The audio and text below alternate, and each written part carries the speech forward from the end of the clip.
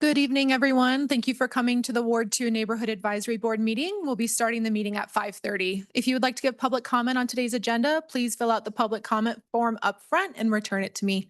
Thank you.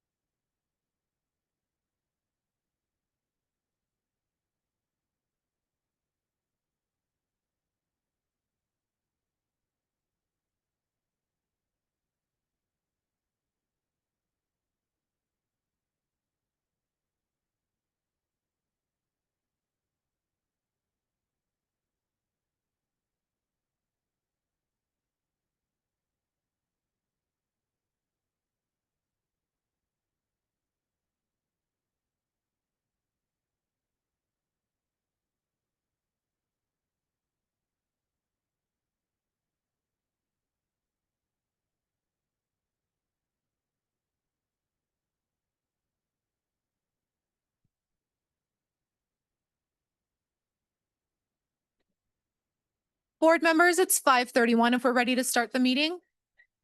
That's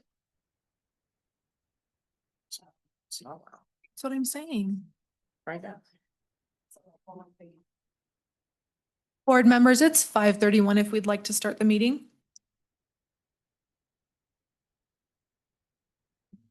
Good evening. Board members, I need a roll call. Roman Schomburg, absent at this time. Stan Dowdy. Patrick Fisher. Sean McCoy. Here. Pat Cashel, absent at this time. Audrey Keller, absent at this time. Stacy Shin, absent at this time. Hal Taylor. Kristen Montan. Here. Michael Ginsburg. Here. We have a quorum of the Ward 2 Neighborhood Advisory Board. Okay, we are looking at the agenda. We're going to go out of order a little bit here, but I think we have some introductory remarks from Councilmember. Thank Stewart. you. Because, hello, everyone. My name's Naomi Dewar. I'm the Reno City Council member for Ward 2. I just wanted to make some preliminary remarks because we're not at our usual meeting location. And we're also just bringing the NABs back after a pause from May. So I just wanted to give you a couple operating principles for the room. We generally, for those of you, I want to encourage your participation at all times. We usually meet over at Moana Nursery, same date, same time. I suspected because we've gotten a lot of correspondence on the two applications that are in front of us today, I made the decision to move the meeting to this room so that we could accommodate a larger group. We have better microphones. You'll have an opportunity to speak at various times. We're going to ask you to come up. These microphones up here, you don't have to lean in and speak. They pick up. There's a whole microphone system here. But just do try to be aware of that. You know, don't stand back here and talk because they can't hear you. And the reason too is that the meeting is being recorded. It's a hybrid meeting. There are people on Zoom that will also be able to participate. They can't hear if you start talking back there. So you need to come up to the mic to speak. The clerk will call your name when it's the right time. As soon as we, I guess, vote for a presiding NAB member, some of our NAB members termed out when we were on pause and we weren't able to fill their positions until the next meeting. So I have several new NAB members coming on board. And so I wanted to hold elections until that's at that time. So we are going to have a presiding officer today. We're going to nominate them before we get started with public comment so they can run the meeting as appropriate. And we'll go through the development projects. I ask, of course, that you have decorum, as I know I can count on all of you to do. This is a time to learn about projects that are being proposed to the city, to get your questions answered, and not to get in an argument with anybody. You can do that later on your own time someplace else. And I know some of you have strong feelings because you've already written to me, but you know, just please be civil, please be kind to each other. Generally, the way we run the NAB meetings is more informal. We don't usually have our NAB members up on a podium. They're usually down here amongst all of us. We're sitting around them. It's a much more informal process. Because of the size of the group, and we don't want to be here till 10 o'clock tonight, I'm going to ask, you know, first a round of people that want to speak. If there's a need to speak again, we can accommodate that. That's a difference between the regular city council and this type of meeting, neighborhood advisory board. It's to advise. And these members that you see up here are serving 2-year terms. Some of them have been reappointed for another 2-year term. They have gotten to know our neighborhood. They come from all parts of our ward. They're pretty smart folks. They ask really good questions. And what will happen when we get to that part of the meeting where we're discussing development projects, the presenter will present from the developer, the NAB will ask questions, then we'll open up for public comment on those particular projects, okay? So I just wanted to lay out sort of the process for everyone in case you haven't joined us before or in this room in particular. Before we get going, any quick comments or questions for me, not about a project or just process? Feel comfortable? Okay, well, thank you for being here. I love the turnout. we always get some great turnout at Ward 2. So thank you for being involved in your community. Okay, with that, I'll turn it back. Thank you, council member. Let's mark, Audrey Keller is here as well. I'm looking for a motion to move, topic A3, out of order, ahead of public comment, just so we can identify the presiding NAB members today as, For the record, Hal Taylor, I make that motion. I'm sorry, we need to hear public comment before we take any action on today's agenda. Yes, it's Nevada open meeting law. We have to hear public comment prior to any action item, unfortunately. Tyler Shaw for the record. What about this then? Well, What's- never mind then. Yeah, okay. I know attorneys are here to advise us, but if worst case, if we need moderation, I'll moderate. How about that? Until such times you have a chair. Okay? Okay. all right, we're taking that back. Already off to a great start. Let's start with the open public comment right here, A2. I do want to mention that if you're here to talk today about a specific item on the agenda, you're more than welcome to hold your comments until that item has been presented and then come up and speak. Or you can, provide your comments now and see if you want to be around later when that opportunity comes to speak again. So let's open it up, public comment. Our first item today is public comment. Comments heard under this item will be limited to 3 minutes per person and may pertain to matters both on and off the NAB's agenda. The NAB may not take action upon any matter not agendized on today's agenda. When you are called on for public comment, please state your name for the record and begin speaking. The timer will begin when you say your name and you will be afforded 3 minutes. If you are an attendee in the Zoom meeting and would like to make public comment, please raise your hand at this time and keep it raised until we call on you. We have registered public comment this evening. Our first commenter is John Loxey. And Callie, you may want to call the second commenter too, and I don't know if there's a chair, it's towards the front that we could reserve, but then they can kind of queue up just to Sure. keep it rolling. Sure. John, did you wish to speak under this item? Okay, no worries. Next, we have Beth Dory, followed by Teresa Martin.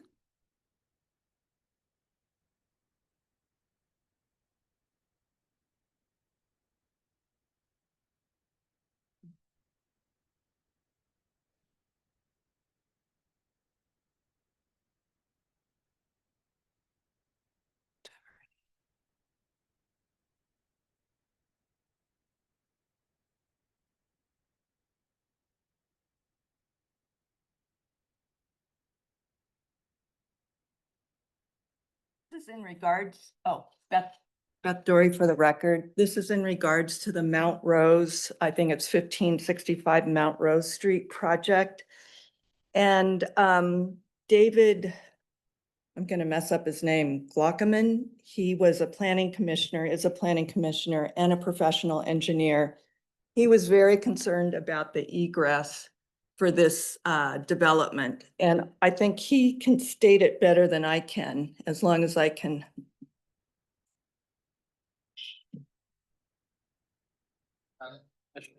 So this is probably. Beth, if, under the Oh, projector. it's not loud enough here. Oh, you're, The site plan, actually, would it be possible to put the site plan back up? What? As an example site plan? Can you hear it? we did. As that we're just here to discuss an SPD, so it's not specific to this. However, the International Fire Code requires that you have 2 points of egress of access when you are at or exceeding 3 stories or exceeding 30 feet in height. That might be a challenge with this site. You might run into a problem with the remoteness clause. Obviously, we're not approving the site plan. I recognize that. So as you guys progress, are you comfortable with still adhering to that requirement with whatever you propose going forward? Gabe Whitler, Odyssey Engineering. Yeah, certainly. Obviously, whatever comes to fruition here will be designed to the current codes and rules and requirements. This site plan was prepared because people were having a hard time wrapping their minds around just a blank zoning modification. So this is a concept to show, how things might fit to give you a sense of scale. I believe we've been through 2 hydrant approvals already in preliminary review and assessment. Yeah, depending on what height those buildings end up, obviously you see there's a hammerhead style turnaround for access, so that ingress and egress, and based upon the depth of the site, it's pretty small. But certainly. And I guess what I'm getting at is that you don't have access to the public right away on the west side of the property. So, Correct. that your 2 points of egress, if you exceed 30 feet, would have to be on Plumas. And that could be difficult to also, like, I don't have the math in front of me with the remoteness clause, but that could be a challenge, which could ultimately encumber you from getting to 39 units. So, okay, so as long as you're comfortable with proceeding in that way, then, that's getting at the finding of public safety. So, Absolutely. May we Thank have a you. follow-up question? I'm sorry, I was unclear on. Thank you. Thank you, Beth. For members in the audience, we will provide the link to the video shown in that public comment in the public record. Next up, we have Teresa Martin, followed by Cindy Chandler, followed by Alex Waith. Okay, no problem. Thank you. Cindy Chandler? Okay, next up, we have Alex Waith. Okay, no problem. Kathy Fitzpatrick?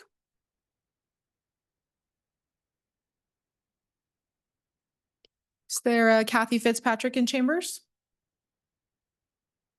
Okay, no problem. Okay. Paul Fitzpatrick made a comment in opposition but does not wish to speak.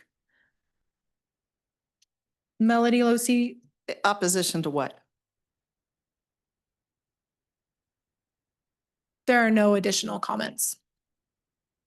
Melody Losi made a comment in opposition to some general comments and does not wish to speak. Lynn Devine, Yes. do you wish to speak? Yes, ma'am. All right. She will be followed by Dawn Zucker and Dominic Adams. Hello, I'm Lynn Devine, Devine. I've been an RN for 46 years. I'm a 35-year resident and owner at 1687 Watt Street. I live there with 2 big dogs intentionally off of a main street. North of me is Ryan Smith, a principal at Reno Schools. South of me is Denise Tracus, a 30-year educator. And across the street is Eric Erickson with a 2- and 5-year-old, and he is an engineer. All of us bought these properties in this block due to the plan restricting development, okay? The street is busy already. I'm out there all times of the day, watering, washing dogs, and people are zooming by, and I'm constantly saying, please, 25. This is about the proposed 3 or 4 story 40 unit at Plumas and Ardmore, okay? If any of the board members would love to take a drive on Plumas at 8 a.m., you'll find that it's busy anyway, okay? I have spent thousands, literally thousands of dollars, paint, concrete, fences, insulation. Please, please respect our investments and our neighborhood. Thank you so much for hearing us. Thank you, Lynn. Next up, we have Dawn Zucker. Like to defer projects being discussed. Sure, no problem. Next up, we have Dominic Adams, followed by Janice Davenport Adams. Janine, sorry. Okay. Good evening. I'm Dominic Adams. Thank you, board members, for your time and for your work that you did. I'm a general contractor, been in this city and had my license since 1990. Two items I'd like to bring up. First, the Mount Rose Plumas project. I want y'all to think about this. That area, I really enjoyed the city and driving down that street and the peaceful feeling I get just driving down Plumas. And when you want to take a shortcut when traffic is too heavy, and it just gives you a wonderful feeling and the feel of that neighborhood. please keep that in mind, because I think this project doesn't project what the city's all about. And I want you to be concerned about that. I think everyone is. Being a developer and a contractor, I understand individual rights towards building, but responsibility in developing is utmost importance.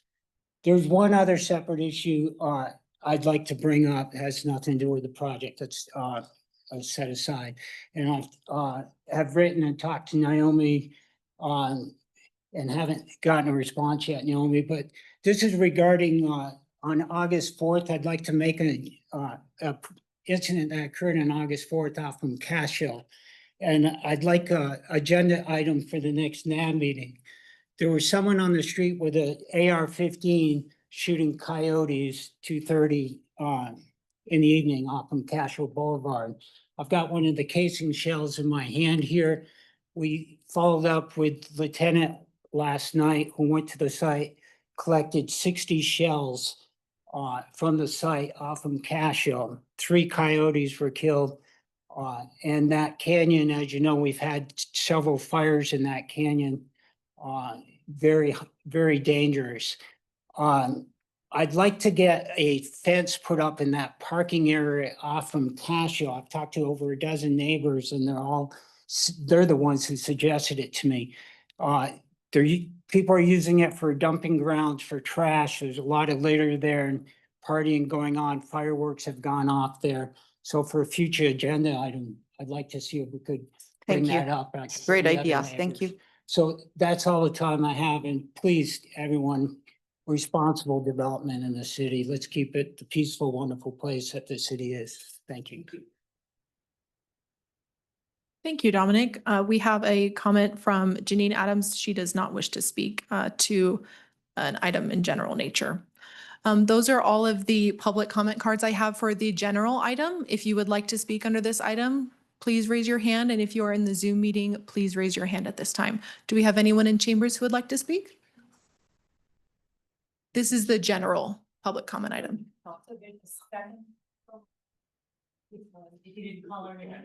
Sure, there's an opportunity to speak under the specific items as well, but if you'd like to speak at this time, you can queue or raise your hands and we'll call on you. We'll get you called during this public comment item. Just state your name when you get up there, okay? Hi, Council. My name is Madison Hayden and my husband is Lucas Schaff right back there. We have been 8-year residents at 1632 Watt Street. And I'm also born and raised local Reno, Nevada, born on Plum Lane to Marie and Tim Hayden. And we are in strong opposition of the building on Mount Rose and Plumas. We get the opportunity to walk along those neighborhoods and we walk by that empty lot. I mean, not every day, but every week. And the thought of putting in 39 units into that small acre lot is really astounding that this is even on the table. We are looking to have our first baby soon and to be trying, and it has always felt very safe to walk the neighborhoods. And I know that in one of the more recent proposals that they had included more parking on the lot, but unless every unit only has one car, which typically in Reno, that is not the case. All of that parking is going to be diverted off onto the side streets, Ardmore and down to Watt. And so, I know that this lovely lady had mentioned that there are so many kids on our street and they laugh and they play and everybody slows down. And I think that it brings in more of a transient community that adds a level of danger to the neighborhood as well. So we are in strong opposition to the new build. And that's it. Thank you. Thank you. Hi, and thanks for hearing us this afternoon. My name's Kelly Jesh. I'm a school counselor, so I don't know a whole lot of the ins and outs of building codes and SPDs, but I sure have learned a lot in the last year while I've been aware of this trying to enter our neighborhood.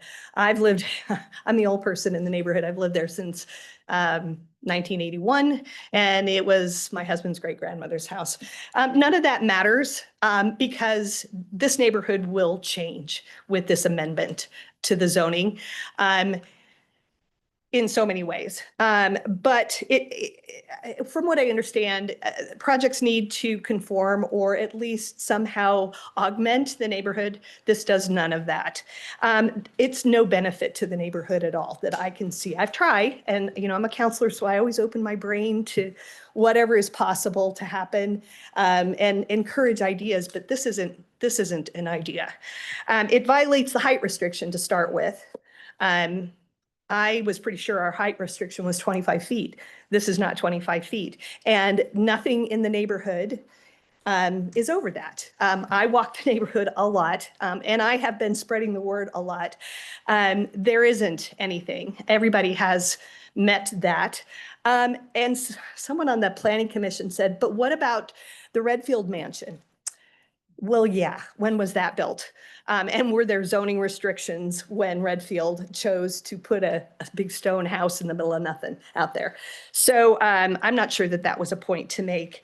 I don't know anything about SPDs, as I said, but the way I read, I've been informed, it doesn't meet the regulations for those.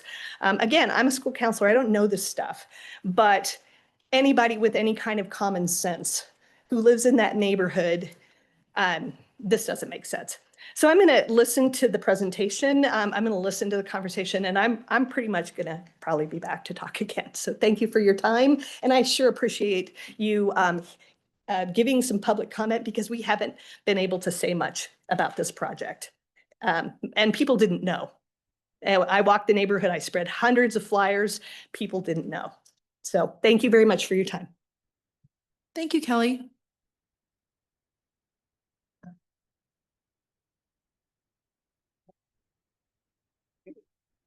Please state your name for the record. My name is Nola Piricello. Thank you for listening. I really appreciate it. What I want to have you focus on with regards to the change of zoning is fire and ice. We live abutting the Sierra foothills. There are canyon fingers throughout the neighborhood. The area that is being asked to be rezoned is in a single family home development primarily. The issue is not just those who abut the golf course. We live off of Ridgeview. Ridgeview literally aligns with Evans Creek. Twice in the 10 years, just 10 years, we have been evacuated because of fire. The issue with this impacts a greater area than just those adjacent to the golf course. In addition, some of the proposals I've read about would be a 24/7 egress entrance coming and going if some of the development is what I understand, such as a hotel. The street is narrow, one lane in each section. We get snow, and as any Renoite knows, you want to get out there and shovel the snow so it doesn't turn into ice and endanger our community and each other. Most development of this desired change happens on major streets, not in a residential area. So the city would also have to keep in mind they're going to have to get the same snow removal and additional fire station support, because coming out of Ridgeview, there are only 2 streets out. When we were evacuated, I'm an early evacuee. I never had a problem evacuating, but coming back, I was in a dense line of people returning. Thank you. Thank you. Is there anyone else in chambers who would like to speak under general public comment? coming up.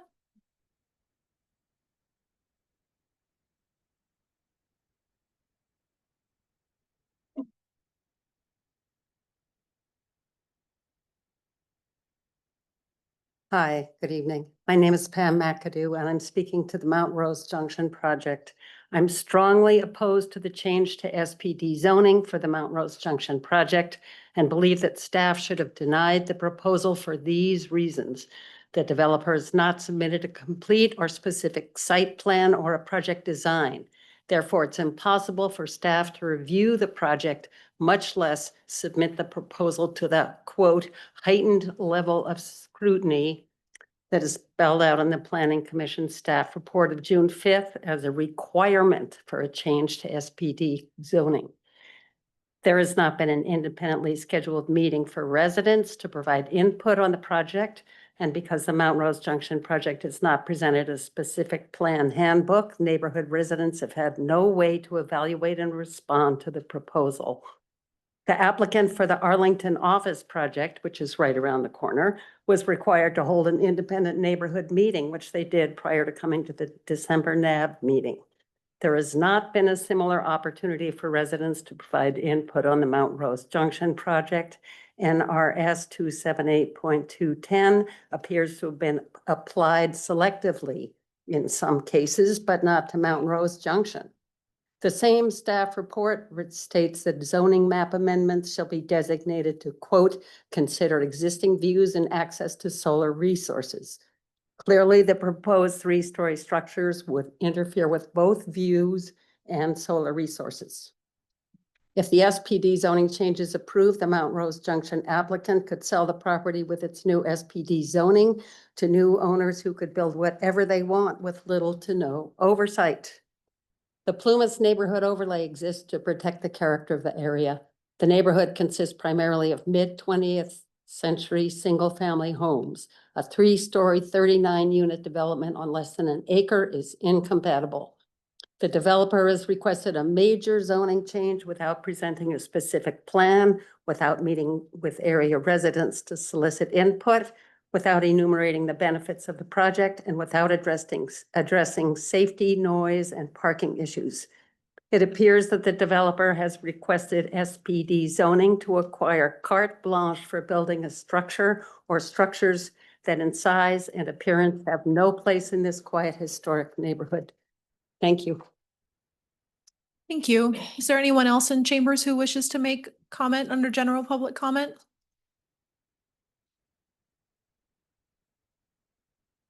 Seeing none, I believe we are ready to move on to item A3.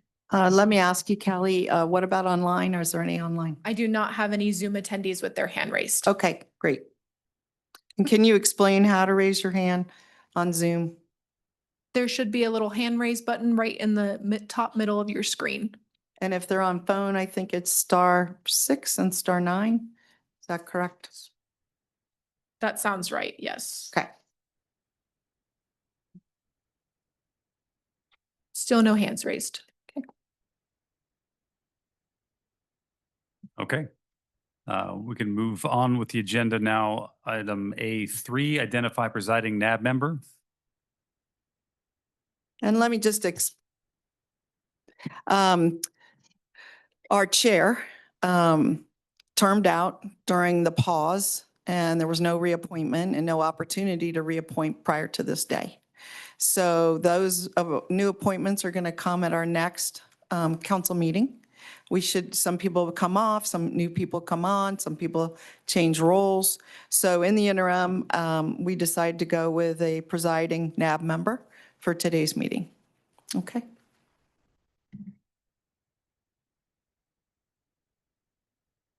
So I guess I'll run it. Is there a motion to appoint anyone to be the presiding officer? Yeah, so far the gentleman in the middle here has done an excellent job, and I would certainly nominate him for that position. That's Sean McCoy. Okay. Is there a second? All right. And Stan, if you want to click your green button and move that mic closer to you. Oh, okay. Okay, that would be helpful. Stan Dowdy, and I think Sean is doing a great job and can continue. Okay. So what I have is that you have a motion from Mr. Taylor, Member Taylor, and a second from Member Dowdy. All in favor, please say aye. Aye. Aye. Any opposed? All right, motion passes unanimously. Over to you, Mr. McCoy. Thank you. This is what I get for wearing a tie tonight. We will move on with the agenda. We have item A4, approval of the agenda. And I'll be looking for a motion to approve the agenda. So move. Audrey Keller, so move. Mike Ginsburg for the record. I'll second it. All in favor? Aye. Aye. Motion passes. So then, council member, here, back to you, council liaison report. Yeah, thank you. I'll just stand here. It depends on who's here, what we're discussing, influences the length of my report. Since we have so many people here to talk about two projects and I don't want to keep everyone late, I'm going to make some very brief comments. It's been a really active period on city council. One of the active items has had a lot to do with the NAB itself and also other boards and commissions that the city has. Some of those boards and commissions are identified in Nevada Revised Statute, NRS, and some are up to the city in our charter to form, and then others have been formed by the council themselves. So the ones that they are calling non-mandated were put on a pause from May, June, and July.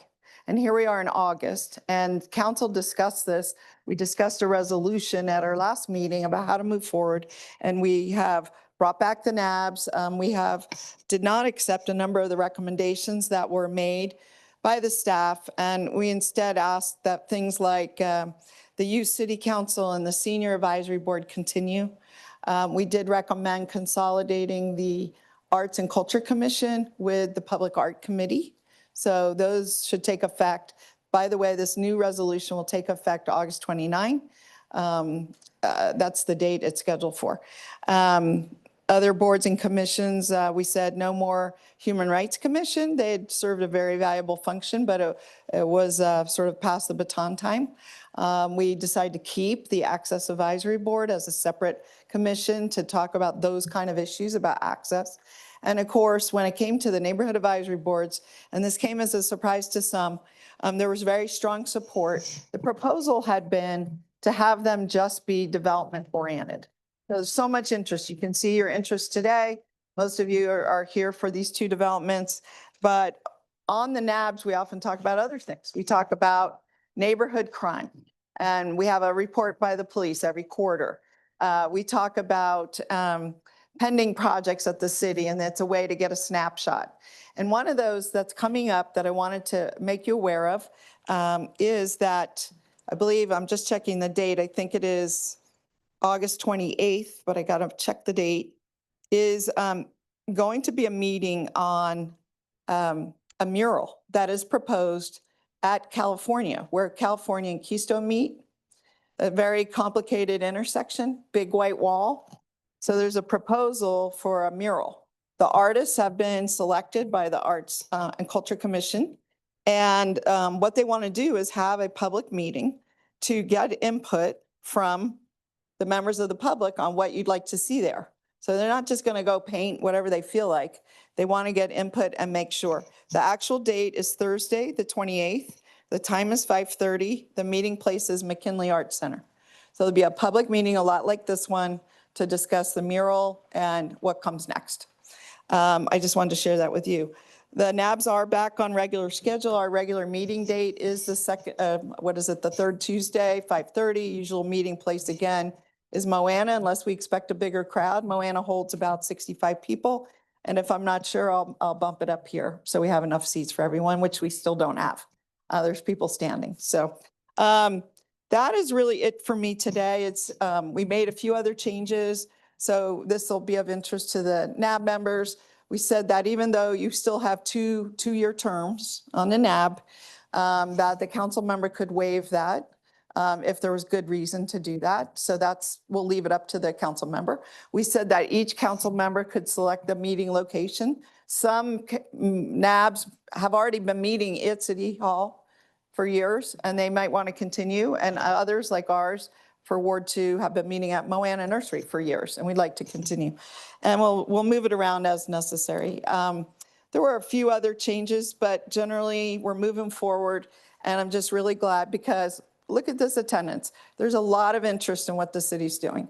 And this is one of the best ways is to communicate face to face, get your ideas out there, get your issues known. And I will tell you from my experience, developers generally, while they come in with an idea what they want their project to look at, many of them are open to suggestion. And I've seen it over and over again. They may not like all the suggestions, but often they'll take a couple of the suggestions and make the project better. And I think that's the kind of the mode in which you should think about offering your ideas is to, if you think the project could work with a slight change to make that kind of suggestion. And if you think regardless of change, it's not going to work, well, you got to speak your truth on that too. Okay. All right. Well, thanks again for being here, and I'll turn it back to our chair. Thank you, council member. Last item under A is A6 staff liaison report. Hi, everyone. I'm Callie Shy. I'm the new staff liaison for all of the City of Reno's neighborhood advisory boards. So thank you for having me tonight and working through any issues we might have. This is my 4th NAB, so I'm learning as we go, but happy to be here. I'll keep it brief since we have a full agenda today, but I'm always available. Most of you have my contact information, so please just reach out if you ever need anything. Okay. Welcome. Thank you. I feel like you're doing one job that used to be done by several. So much appreciated. I know I've sent you a lot of emails and you've responded timely, and I appreciate that for keeping us in the light as much as possible. Okay, moving on with the agenda, we've got item B, development project review. It's in the agenda. I don't want to kind of just read everything here, but I do want to point out that the NAB shall not take action related to physical development projects. It's not what we're here for. It's not what we do. So we're just kind of here to kind of hear the presentation, ask questions, provide comments, but really it's those public comment cards. It's speaking to your council member. It's speaking to other council members, the project, people. Get your information out. That's kind of what this is designed to do, but we won't be taking any action. So don't be mad at us or happy with us. Either way, it's kind of not what we're here for.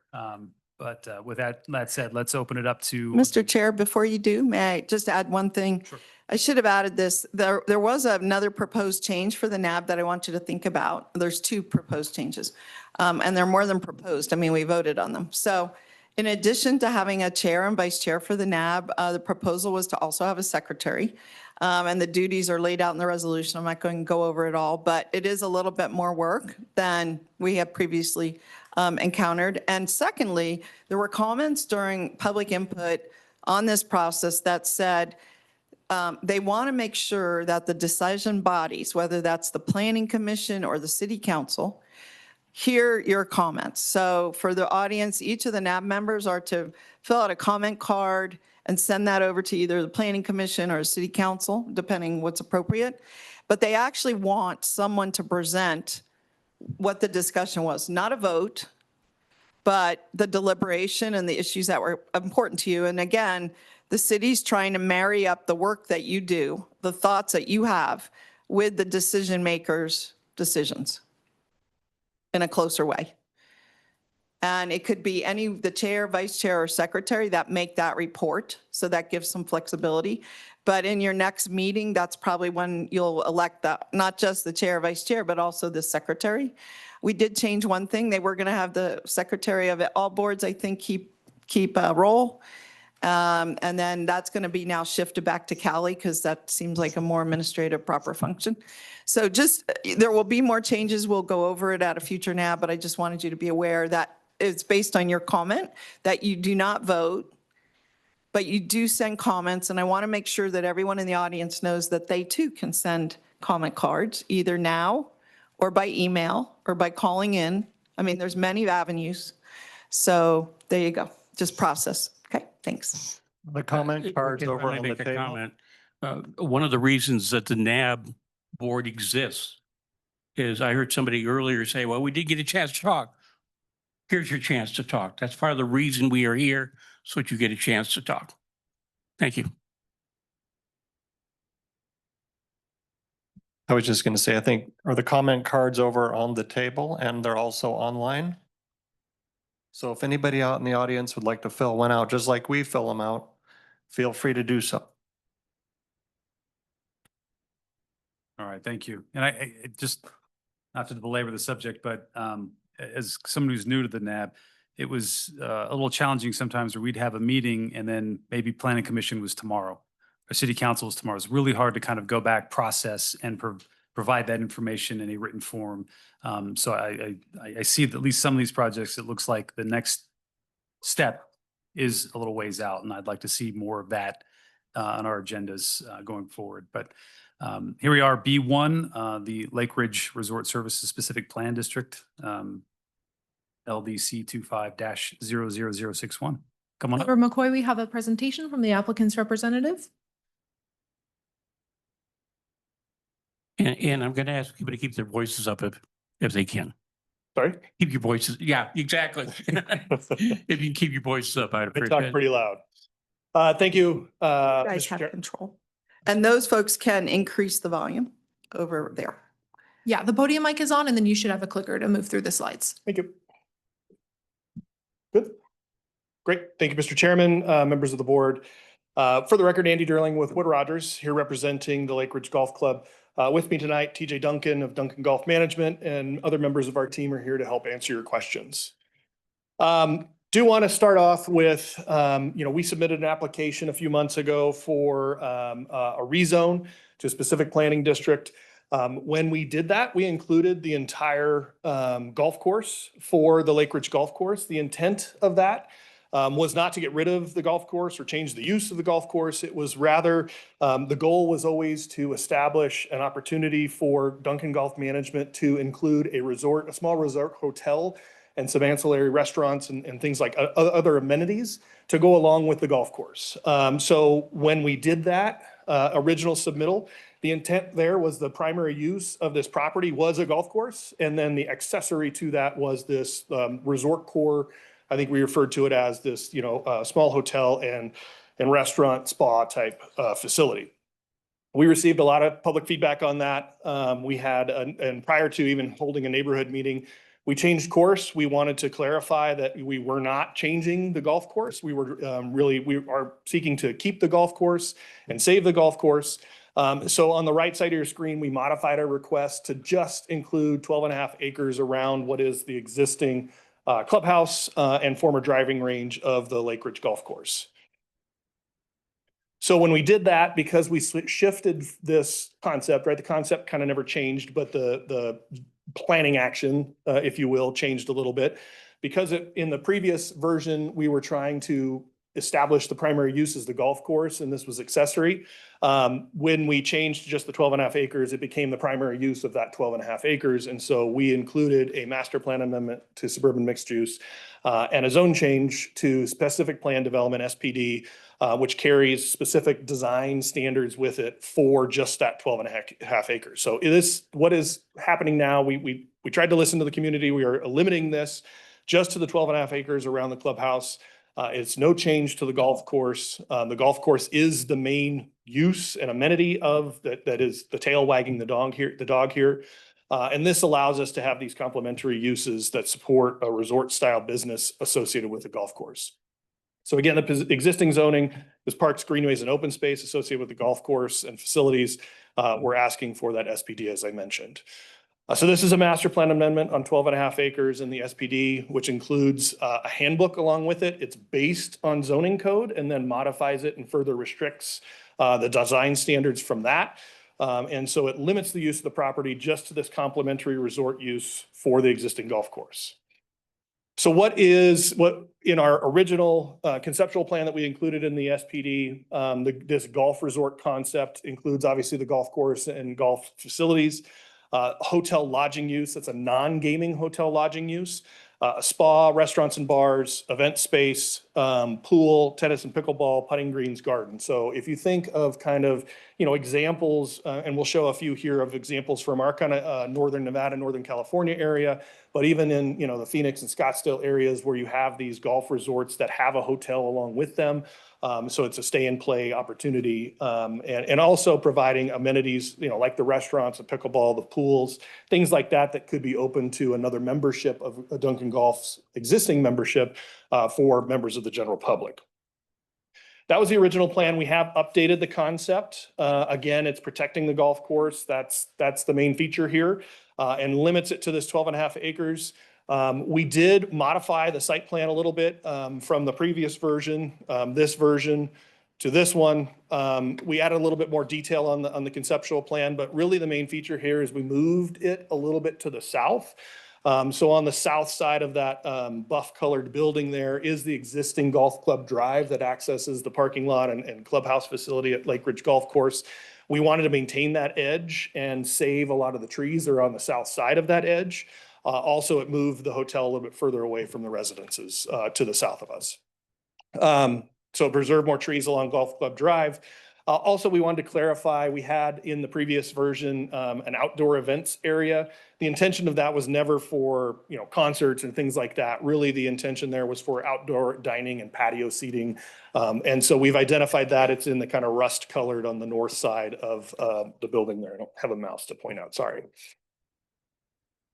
Here are some examples that we picked from the area. So many of us are aware of kind of the lodge at Edgewood. So it's a golf course with this beautiful lodge and these pools and amenity spaces, spa there. Up in Plumas County, outside of Portola, is the Nakoma Resort, very similar.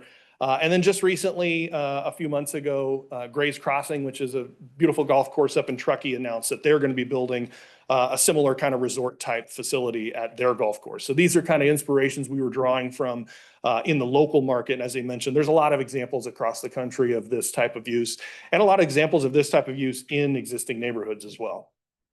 One of the other things, we did hold a neighborhood meeting back at the beginning of July. One of the things we heard there was concern about obstruction of views. And so we looked at view shed analysis, and we'll be sharing a lot more detail with city staff because they had similar comments. So in the next few weeks, we're going to be responding to city staff's comments as well as comments they've received from the public that they've asked us to address as well. This is looking from, I think it's Rock Haven neighborhood to just to the south. So this is the 18th fairway and 18th green. You can see at the bottom, kind of left of the screen. In the middle of the screen is the Last Chance ditch and the trees there. Those all stay, they're untouched. Just beyond the Last Chance ditch is the 10th tee box and 10th fairway, the beginning of the 10th fairway. So the building is further to the north of that 10th fairway. And so we wanted to outline kind of where the top of this potential building would be. We have it proposed right now as a 4-story maximum 55-foot building. That is less than what would be allowed in code, in the base code that we're basing this on. And those trees, I wanted to point out, those trees in the foreground, those would stay. So, if you could envision, and we'll have better graphics as we kind of go through and build this out, but if you can envision this building in the background, you would have some trees to be able, existing mature trees to screen it.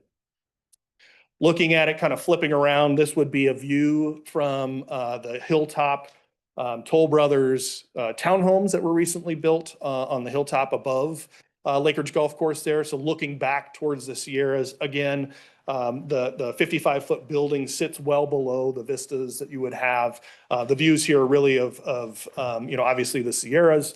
And as you can see, kind of that 55-foot, limit is right around kind of the treetops of the existing mature trees there. So some of the next steps we have, we go to Planning Commission. We're anticipating maybe mid to late October, no set date yet. And then after that Planning Commission, about a month later, usually is the City Council hearing. And then because this has a master plan amendment associated with it, it would also go to the Regional Planning Commission for conformance review. We don't have an estimate for that date. Just a few other things wanted to clear up. When we had our neighborhood meeting, Mr. Duncan was explaining kind of the vision for this and explained that, his goal is to build this in the next 10 years. And that was kind of interpreted as, not having a plan to build it for 10 years. I want to, kind of dispel that. The plan is to have it constructed within this next 10 years and have it up and operational. It obviously takes time to design something like this, finance it, do those types of things. So, it will take several years to go through that process. But the goal is to have it constructed well within the 10-year mark. We are establishing in the SPD that there would be a 10-year window for this SPD to be valid. So we'd have to build it, within those 10 years. That's pretty common that we do include in the SPDs. So just want to clarify that. You may have heard some of those comments. So with that, any questions? Again, my name's Andy Durling. My email's on here if you have follow-up questions. Leah Picotti is the staff planner with the city of Reno, her email address. That web bit.ly address is to the case on the city's website. So it has all the materials and things like that we've submitted to the city. And with that, we'd be happy to answer any questions. Thank you for your presentation. Board, I'd open it up. Everybody has questions for the presenter. Go ahead and we'll start from the left. I just have a quick question. Can you tell me, I know that this site with the old driving range was going to be Toll Brothers Phase 2 with the townhomes. Whatever happened to that? Why didn't it move forward? And how is this any different?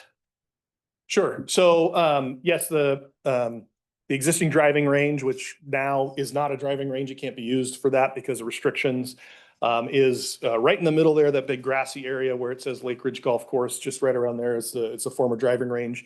When those townhomes were built on the hilltop, that restricted the use of the driving range, so they couldn't use it for that any longer. Toll Brothers did propose to have an extension, kind of a phase 2 of their townhome development. That was rescinded and pulled back. Mr. Duncan continued to look at options and, in his position in the golf industry, traveling the country and looking at what other golf courses are doing. This concept of a resort style facility seemed to make sense and was congruent with his plan to maintain the golf course. So it felt like it was a much better use than what the residential could have been. I was supposed to say Mike Ginsburg for the record, but do you know why Toll Brothers pulled their application back since they've already sold all of the ones in Phase 1? I think it met opposition, quite frankly, and it wasn't something that they were looking to explore. Thank you.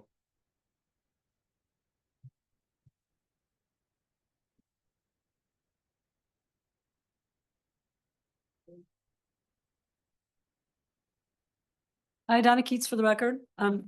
Thank you. It looks better than it did the last time I saw it. I wasn't aware there was yet another revision out. I don't know if that's online. So all that aside, I think the neighbors who are here have plenty to say about the use, the location of the buildings, and they can ask you all the questions they want. So I want to cut to the chase on a couple of the things that staff said they did not support. Like, can you get your client to add that there will not be any demolition prior to, or no stripping and grading prior to going vertical, so we don't have just usually another dead spot up there like we have everywhere. Try to add something like that would be helpful, I think, make more peacefulness. I also would like to hear something about the 1,742 additional daily trips that the hotel casino is going to generate and its impact on the widening project on McCarran and the Plumas to McCarran thing. And on that same level, I'd like to hear something about Golf Club Drive, because from what I understand, there's been some ins and outs about the access on McCarran. You are or you aren't. NDOT doesn't want you to, or somebody doesn't want you to, but you want to, and you don't want to have an acceleration lane, blah, blah, blah. So I'd like to explain that a little bit and talk to me about Golf Club Drive, because it's a tiny little dark road and that's your main access. And you have 1,742 extra daily trips coming in and out of there. So if you could talk to that, I'd appreciate it. Thank you. Sorry, Donna, you might have to help me with those. You had like I know, it's too many. questions there. It's too many. We can First, just I start think- with McCarran and Golf Club Drive. Okay, Golf Club Drive was improved as part of the Toll Brothers development up to the property line. And so it was widened, sidewalks were added, things like that. So we don't anticipate there's any additional widening on Golf Club Drive. It has an existing intersection with Plumas. It will continue to be an access. We proposed an access point. It's currently an gated emergency access on McCarran. You can see on McCarran there, we've kind of got the little, curve returns coming into the site. That's an existing access. It is right now restricted for emergency only. We had our traffic engineer analyze it to see if it could be utilized for public access. It meets NDOT's access management standards for intersection spacing. But NDOT did come back and said that they wanted us to analyze the project with and without that to see what the benefits or detriments were to the overall traffic. So we're doing that. That traffic study is not quite done yet. It will be in the next week or so. So we'll be resubmitting that to the city. Ultimately, this becomes NDOT's, this is NDOT's jurisdiction. They will approve or deny that access regardless of kind of this process to a certain degree. So it's a lot in their hands in the future to a large degree. What's the distance from McCarran on Plumas to Golf Club Drive? To Golf Club Drive? I Yeah. don't know that distance. Well, isn't it like right there? It's relatively short. Seems like to me when I drove, it's like right there. So what about that intersection and the traffic issues that would be generated if that's a primary access? So that's part of what this additional scenario is analyzing. So we don't have the outcome for that. So I can't. We don't really know speak that to yet. Okay. Have you gotten your client to possibly consider a 5-year review like they do with PUDs? So, yeah, we are looking to include, and so one of your original comments was, yes, this is an iterative process with staff. Staff gives comments, the public gives comments to staff, they come to us. So it's kind of a back and forth, and we're in the process of doing our second response to staff's comments. Those have not been submitted yet. We're working on them, we're getting close. I'm going to speak to a little bit of what we're anticipating putting in there, because this is the discussions we're having internally.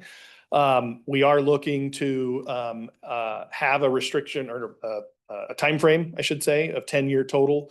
That if something doesn't happen, within 10 years, that it would go back to the city council for reconsideration. As far as like 5-year reviews, that if that's in code, that's something that city staff would have to deal with in the future. We can't really, do anything about that.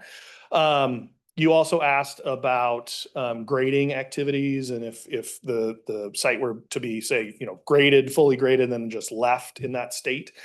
So we are looking to include some standards for that as well. So there will be some timing in there.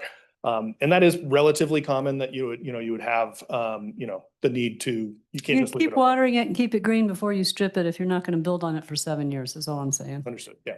Okay. Thank you. Thank you. Appreciate it.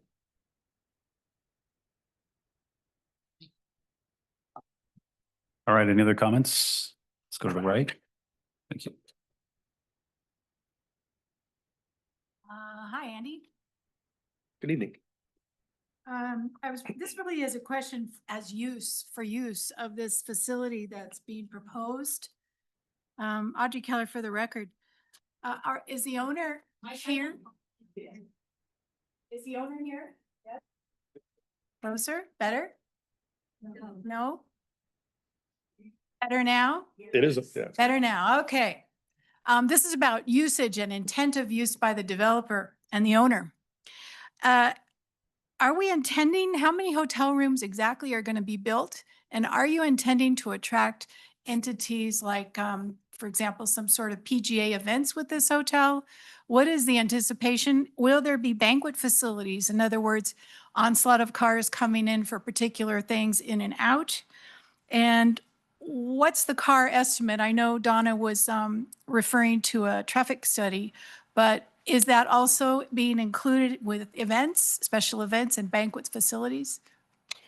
So I can answer some of that, and then TJ, I don't know if you want to come up and talk. But as far as traffic, yes, it includes all the kind of various uses on the property. So what we have included is a maximum 100 key hotel. So it's a relatively, small hotel in the grand scheme of things. I think would, be referred to in the lodging industry as a boutique hotel. And so those traffic trips obviously are included, the restaurant, the spa, things like that, the existing golf course, obviously. are included in that. Yes, there are 1,700, I'm taking you at your word on that because I know you do your homework. Trips, total trips, that's over a 24-hour period. The trips with this type of use are a little different. They're spread out throughout the day a little differently than, you would see with, say, a residential project. So the, traffic studies really focus on the peak hour periods because that's when we have the most potential impact. So they look at the AM peak hour period from 7 to 9 AM and then the PM peak hour period from 4 PM to 6 PM. And so, if you could, envision sort of a hotel, right? You don't have the coming and going. People aren't leaving for work in the morning, right? That's the big generator in the morning peak hour trips. So it doesn't have quite the same impact that, like, say, a residential would have. And so yes, there are some negligible impacts to the existing intersections. It's measured in delay. That's how level of service is measured. And it ultimately results in about an additional second of delay at Plymouth Street and McCarran. Yeah. So let's. May I continue? Mr. Chairman. Excuse me. Big cane. Excuse me. Calm down. Thank you. I appreciate that time of day and traffic information, but I'm wondering in practicality, because we're all practical folks and live right around the corner from this development, what's going to happen when the 400 apartments get built on the corner? And is that 400 apartment unit development, which would be 800 cars at least, how is that impacting this project? And will the traffic studies be done together? Yes, they are done together. The city, because that's an existing approved project, they require that the traffic engineer take that into account. So that is taken into account. Thank you very much. Did you want TJ to talk about vision? We'd love to hear that. Thank you. Thank you, TJ.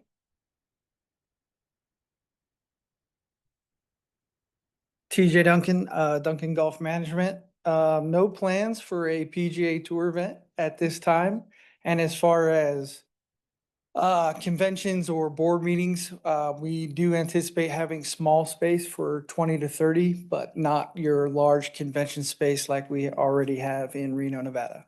I think that answers all your questions that you have for me. Sure. While you're here, it's a pleasure. Thank you for being here. Thank you.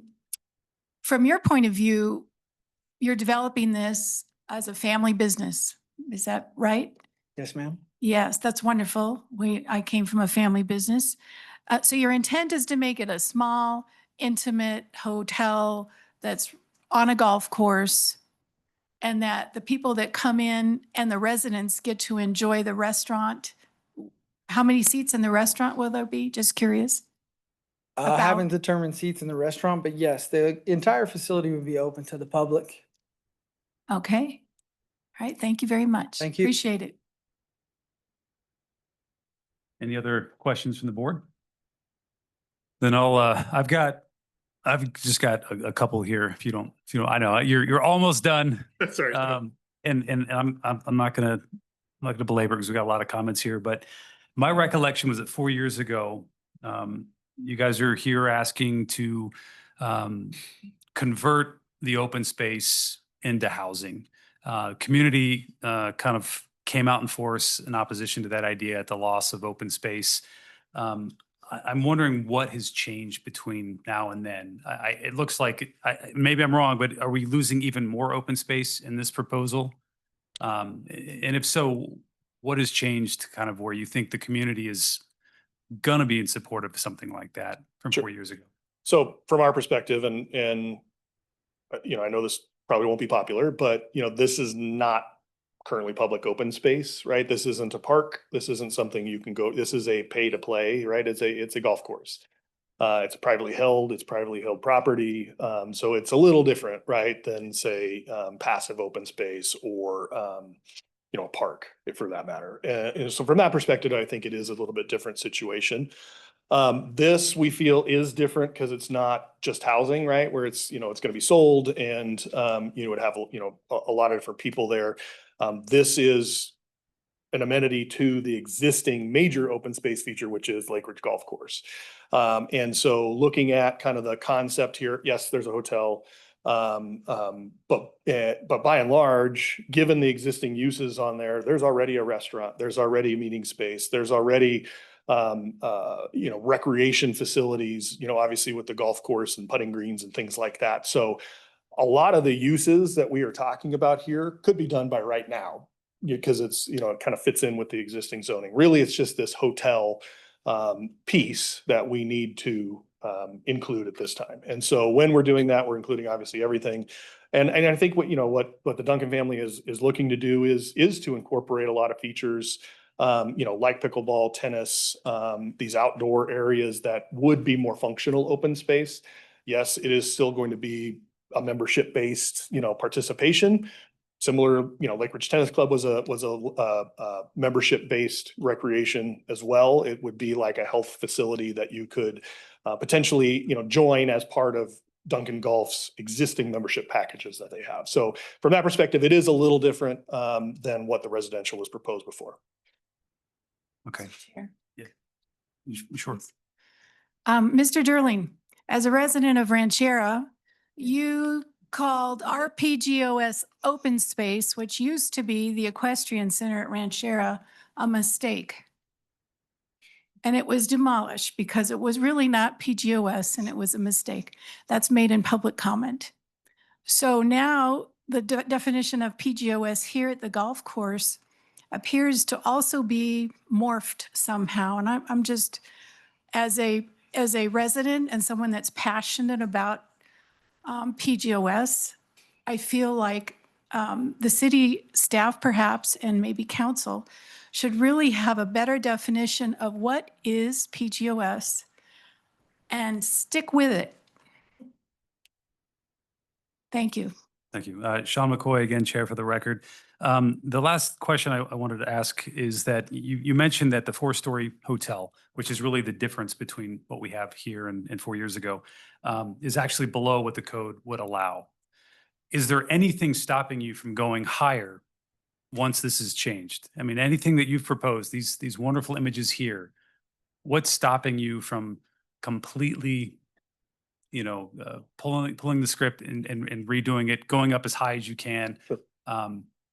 Great question, valid question. So, and that is the function of the SPD. So the SPD, yes, it's based on base zoning code because we're not reinventing the wheel. We're saying, hey, you can use a lot of what's in code, but we're taking it and further restricting it. So that 55-foot height restriction, that's the cap, right? In code, there's opportunities to file for a major site plan review, for example, and go above that. We're not saying that that's applicable to this property. So we are able to write in these customizations into the SPD that further restricts code. And so what we're also working on is kind of a matrix of what will be the differences between, what's allowed in code or what would be allowed in code in the base zoning that we're using here and what we're restricting it to. So that's the assurance. And I would add, the process to change that is what we're going through right now. So it's not like something the applicant can just, change on their own. It can't be changed administratively. It's something that would have to go through this robust public planning process. All right. Thank you. Okay, last one and let's move on to the people that are here. Go ahead. Okay, that would be me. About what you're talking about, when you're talking about less than what's allowed in code, just to be clear, it's a little confusing. It's not less than what's allowed in code right now on the property. It would be less than what would be allowed if you were to get an SMU zone change and not have the SPD on top of it, right? Yes, you were. So right now, it is not less than what is allowed in code. Good point. Okay. It's not, yes, it's what we are basing the SPD zoning district. So if you got the future zone change and you didn't put an SPD on top of it. Oh, understood. Okay, I don't think it's, yeah, good clarification. Thank Yes, you. what we're requesting, to be clear. Okay. Let's open up for public comment. And we had a lot of people that were deferring their comments on some projects and it could apply to this one. Now is the time to step up and have your 3 minutes and be heard. And let's also try to remember quorum, decorum. This is a heated issue. I think all of us are from this area, and so we all have our thoughts on it, but let's try to keep it respectful. Thank you. Member McCoy, I have quite a few public comment cards. If you are an attendee in the Zoom meeting at this time, please raise your hand if you'd like to make public comment under this item. We will start with Deborah Zalakar, followed by Steve Tapple, followed by Sandra Bankston. Please state your name for the record. You'll have 3 minutes. Hi, my name is Deborah Zalakar, and I live on the Lake Ridge Golf Course. I'm speaking on the record regarding LDC 2500061. I am strongly opposed to and very concerned about the proposed rezoning and development of the 12.5 acres of PGOS for Duncan Golf's planned hotel, villa, spa, tennis, pickleball, rooftop bar, microbrewery, pool, restaurant, outdoor events venue project. I'd like to just respond also to something that was just said. The open space of Lake Ridge Golf Course is important to people who are not playing golf. It's important to residents. It's important to people who drive up and down McCarran and enjoy open space in Reno, Nevada, in the Sierras. It's important for people who like to look at mountains and not just the sides of buildings. I fail to see how this project or any rezoning of current PGOS space could benefit the existing Lake Ridge community. In addition, the way this proposed rezoning is being orchestrated is eerily reminiscent of the Lake Ridge Tennis Club bait and switch and the revision of the handbook to drastically change the landscape and density of the Ranchera project. Well put. Decorum. We could keep comments. Decorum. I am particularly troubled by the fact that this rezoning includes a hotel, villas, spa, tennis, pickleball, rooftop bar, microbrewery, pool, restaurant, and an outdoor events venue, all of which have the potential to drastically increase not only traffic, but also noise and light pollution for existing residents. It is impossible for me to understand how the Planning Commission and/or City Council could weigh the impact of the proposed project on existing residents without Duncan Golf clearly showing exactly where any of these features will be located vis-a-vis existing homes. In addition, no impact studies for noise or light pollution have been done, and as I understand it, none are planned or would be required if this proposition goes forward. I would like everyone to consider how the quality of the existing Lake Ridge community would be adversely affected if this rezoning were to be approved and this project was realized. This 12.5 acre rezoning enables behind-the-scenes changes to the handbook, as we have seen before, and will potentially result in yet another bait and switch development, which many in the community are worried will eventually affect not only the 12.5 acres currently under discussion, but eventually the entire 155 acres of PGOS that is Lake Ridge Golf Course, the center of our community. Thank you. Thank you. Next up, we have Steve Topol, followed by Sandra Bankston, followed by Teresa Martin. Hi, NAB members. My name is Steve Topol. I live in Spinnaker Drive in Lake Ridge Shores, and my family developed most of the multifamily projects all throughout Lake Ridge, and I ran and owned the tennis club, which is now a big pile of nothing. So I have a real interest in wanting to maintain our subdivision as original as possible. I talked to Mr. Duncan at the neighborhood meeting that he had, and I'm going to make an assumption that somehow they're going to develop this the driving range into some, whether it has a motel or a hotel or a pickleball court or not, they're going to do some type of a development there. I want to make sure that whatever goes on there is not going to affect the golf course, the remaining golf course property that was shown to us. And I want to get a deed restriction from him, which he said he would consider, I think is what he might have said. Some type of deed restriction that's going to prevent them from saying, oh, gee, we already developed this property with the hotel. Why not do the rest of it? Because we need it. We don't want that. If he's going to leave the golf course out alone and separate, then we need to make sure that it'll never be developed by anybody else, whether it's Mr. Duncan or somebody sells the property to.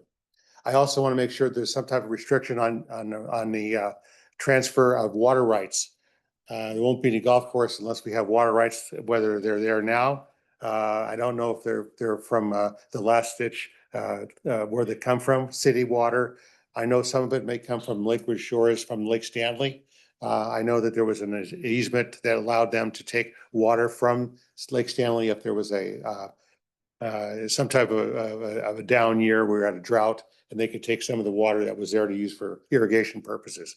But I want to make sure that we at least can protect whatever else is not going to be developed and as a Lakeridge, as a golf course, and keep it that way. And that's my comments. Thank you. Thank you, Steve. Next up, we have Sandra Bankston, followed by Teresa Martin, followed by Cindy Chandler. Good evening. My name is Sandra Bankston. We own a home in Lake Ridge Terrace West, just right across Plymouth Street from the golf course. Mr. Durling just mentioned that the golf course is not a public park, but all of the residential homes, in fact, there were signs all over that said Lake Ridge, a golf course community.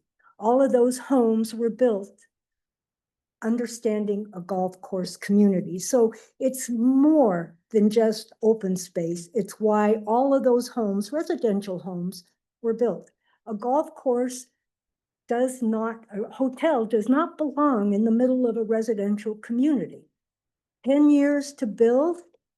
Come on, you can build a 100-room hotel in less than 10 years? I don't understand that unless it's just more time to bait and switch. And we have been taking advantage of this bait and switch. The initial clubhouse, Lake Ridge Clubhouse facilities were supposed to remain and built around. Nope, as soon as they got the zoning change, gone. Then we had condos. Nope, gone. Now we have a block, big cell block apartments going into that space. Then we have Ranchera, and then we have Stonegate. And there's one thread through all of this coming to Duncan. And in my opinion, Wood Rogers is very good at switch and bait. They've been doing it for a while. Also, I'd like to make a comment on the traffic studies. I've listened to a lot of developments and developers, and they never hire a traffic consultant that says there's too much traffic. Ever. And so I always wonder, a 1 second delay? I don't think so. I really, really would have to question that. Anyway, I'm very much opposed to this. I don't think a hotel, in fact, I think he mentioned that the hotel was an amenity to the golf course, but I heard in the last meeting, already golfers can't get tee times. So I don't understand why the golf course needs a hotel. I'm sure that the existing hotels use the golf course, so I'm not sure about that one. Anyway, thank you. Thank you. Next up, we have Teresa Martin, followed by Cindy Chandler, followed by Alex Waif. Good evening. My name is Teresa Martin, and I have 2 issues to bring up. One, I want to make you aware that I have submitted a very detailed letter to the City Council members and Planning Commission in opposition to this project, in which I noted the effect of light, noise, the F traffic rating, fire safety, and the non-specifics in the handbook. If any of you would like the copy of that letter, happy to send it to you. The second item I would like to do is to address Mr. Duncan states in his application that he will provide amenities such as restaurant, spa, rooftop bar, hotel, villas, sports arena with tennis and pickleball, pool and putting greens, all of which create noise and light pollution. What measures will be implemented to mitigate the noise from the outdoor events and sports activities, as well as evening lighting from streetlights and hotel rooms for existing residents located within 30 to 50 feet of the current 12.5 acres of open space. Thank you. Thank you. Next up, we have Cindy Chandler, followed by Alex Wave, followed by Kim Backus. Hi, I'm Cindy Chandler. I oppose this LCD 250061. And for the record, it is my understanding that the SPD handbook, if approved, that would become, whatever's in it could become reality. And as some of the presenters have already said, under the land use, the SPD plan states that the following uses are allowed, which is golf course facilities, hotels, spa, open space, tennis courts, private club, bar and lounge, microbrewery, distillery, or winery, and restaurant with alcohol. Now, there is a microbrewery, distillery, and winery, and a private club added to the plan. The only thing missing, the conceptual SPD plan, is gambling. Is the private club open to the public? And how is the project an enhancement to the specific community in which it is surrounded by? As you know, they mentioned that if they don't develop in 10 years, it'll revert or go back to the city council. My question is, does it go back to open space? Or do we have SPD and do we have suburban mixed use? Again, those questions are catastrophic to our community if they're not answered. We need to preserve open space. In 2021, the question came up about the housing that was being proposed by Toll Brothers. The Planning Commission denied it. They rescinded. Again, one of the articles in the newspaper I read that the planning member was interviewed, it was because they valued the preservation of open space. What has changed about the preservation of open space? We need to keep questioning that, and we need to respond and vote according to what is important to Reno. And at this community, it's open space. Thank you.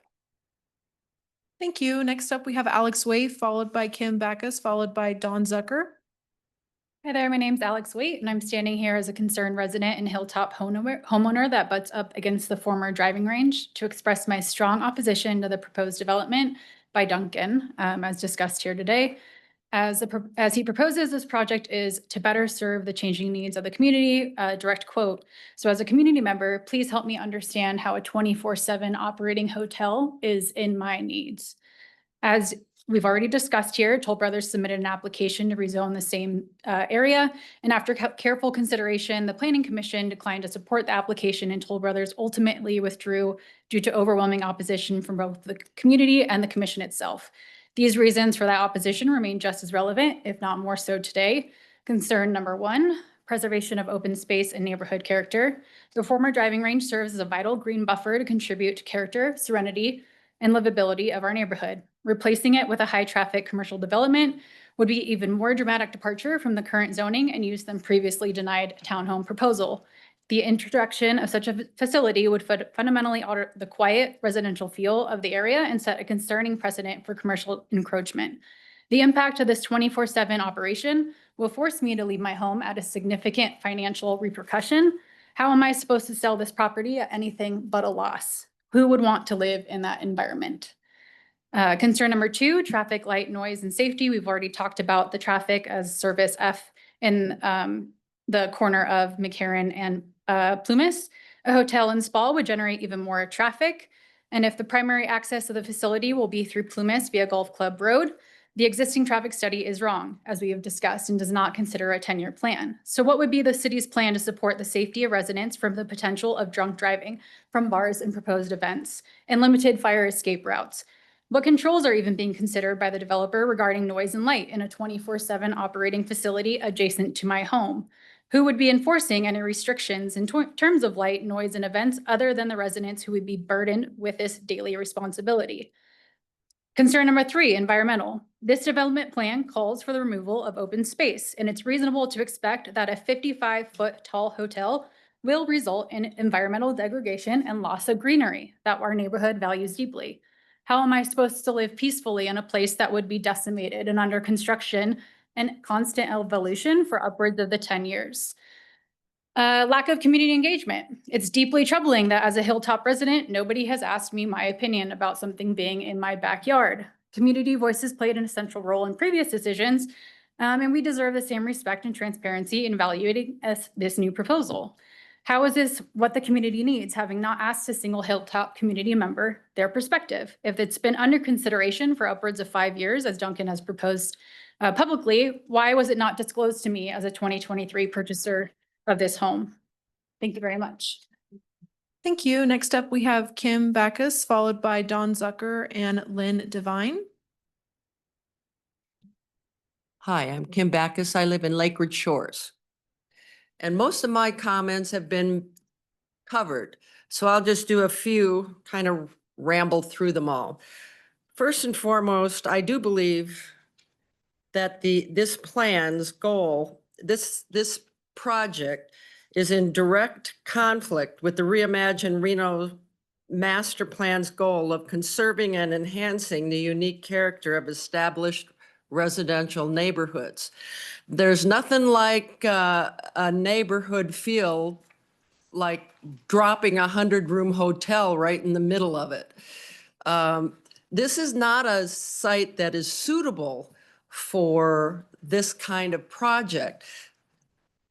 This is not an infill project. The developer would like us to think that this is something good for the city because this piece of property is no longer able to be used as a driving range.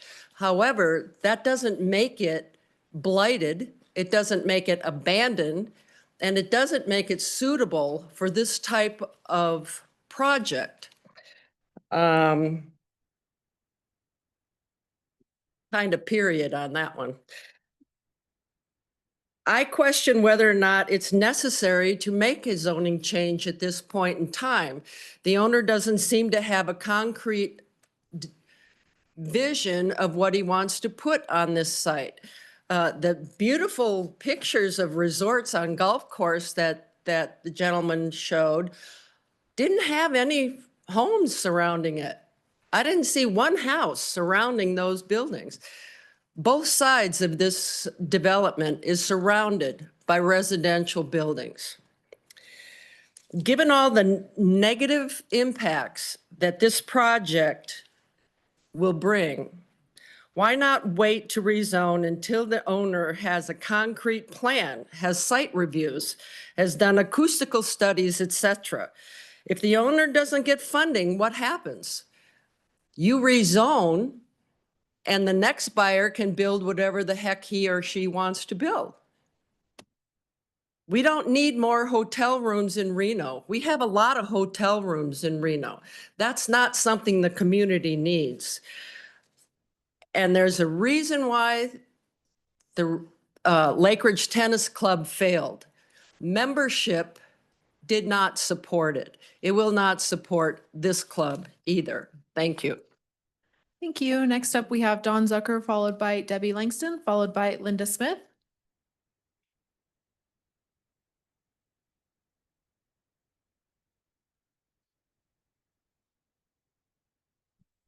Good evening, and thank you for allowing me the opportunity to speak.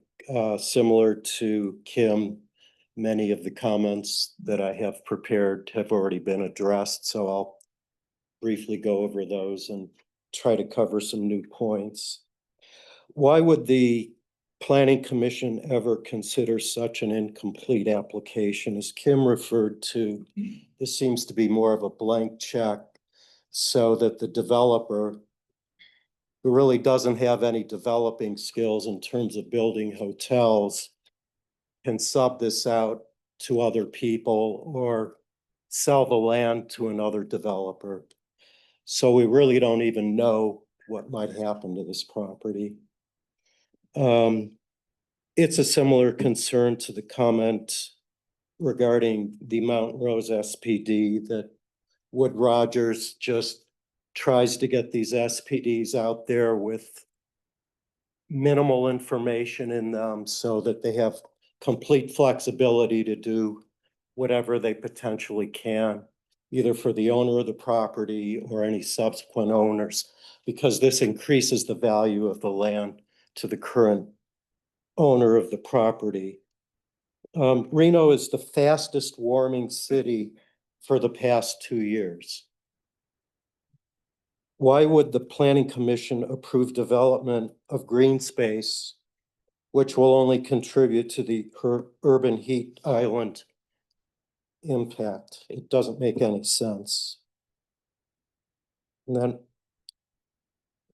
as described in the application, Duncan Golf Management is described or defined as the developer, but really has no development experience other than as it relates to the golf courses. Although TJ, if I'm wrong, you're welcome to enlighten all of us on that. So who does this work? We talked about traffic. I'm very concerned about getting incinerated should there be a fire, trying to get out of getting down and out in Plumas, and that distance between the golf course road and McCarran is not much longer than from that wall to that one. There's not enough, should there be an emergency, for everybody to get out. And this is only going to complicate it on top of the Plumas apartments. Light pollution, noise pollution. There's no hotel in the immediate area. So how's that compatible? Thank you. Next up, we have Debbie Langston, followed by Linda Smith, followed by Nola Piricello. My name's Debbie Langston, and I just have one comment regarding open space. And when new developments come in and projects are run through the city of Reno at the time, and there's designations for open space, there's concessions made in order to approve these developments. And so the question I have is, there were a lot of concessions made. A lot of people made money on the golf course, selling golf course lots at the time. And now you're considering changing the open space. And that's my concern. The open space is for that. The concessions were made. Why are we changing it? Thank you. Next up, we have Linda Smith, followed by Nola Piricello, followed by Nick Kanwitz. My name is Linda Smith, and I have a background in urban planning. In social media, there's a term influencers. You are all the influencers of Ward 2. That's why we're all here. We are asking you to use your influence to oppose this project. Let me give you 5 reasons that I think you can use as you share your influence with the policymakers such as the City Council and the Planning Commission. First, as you've heard, preserve a critical environmental green space within a residential area. And this is right in conformance with the Reimagine Reno Master Plan. So you're simply asking, preserve the plan. Ensure that a portion of a major fire break for over 1,500 homes remains intact. And this was recognized in the staff report by the Planning Commission back in 2022. So ask them to simply respect their staff report. Mitigate the increased congestion already slated to occur because of other parcels that are being developed around Lakeside. Fourth, confirm that the view planes and the vistas and the quiet that have added to our property values are not taken away. It was, as a woman said earlier, Lake Ridge planned community because it was a golf course community established as far back as 1969. And finally, recognize that pickleball courts, rooftop bars, outdoor event centers, pools, party spaces have no business being plunked right down in the middle of a quiet, single and multifamily residential neighborhood. Reno is listed as number 79 out of 100 most livable cities in the United States. Don't push us farther down that list. You have the opportunity as influencers to push us up that list. We can do better than number 79. Thank you. Next up, we have Nola Piricello.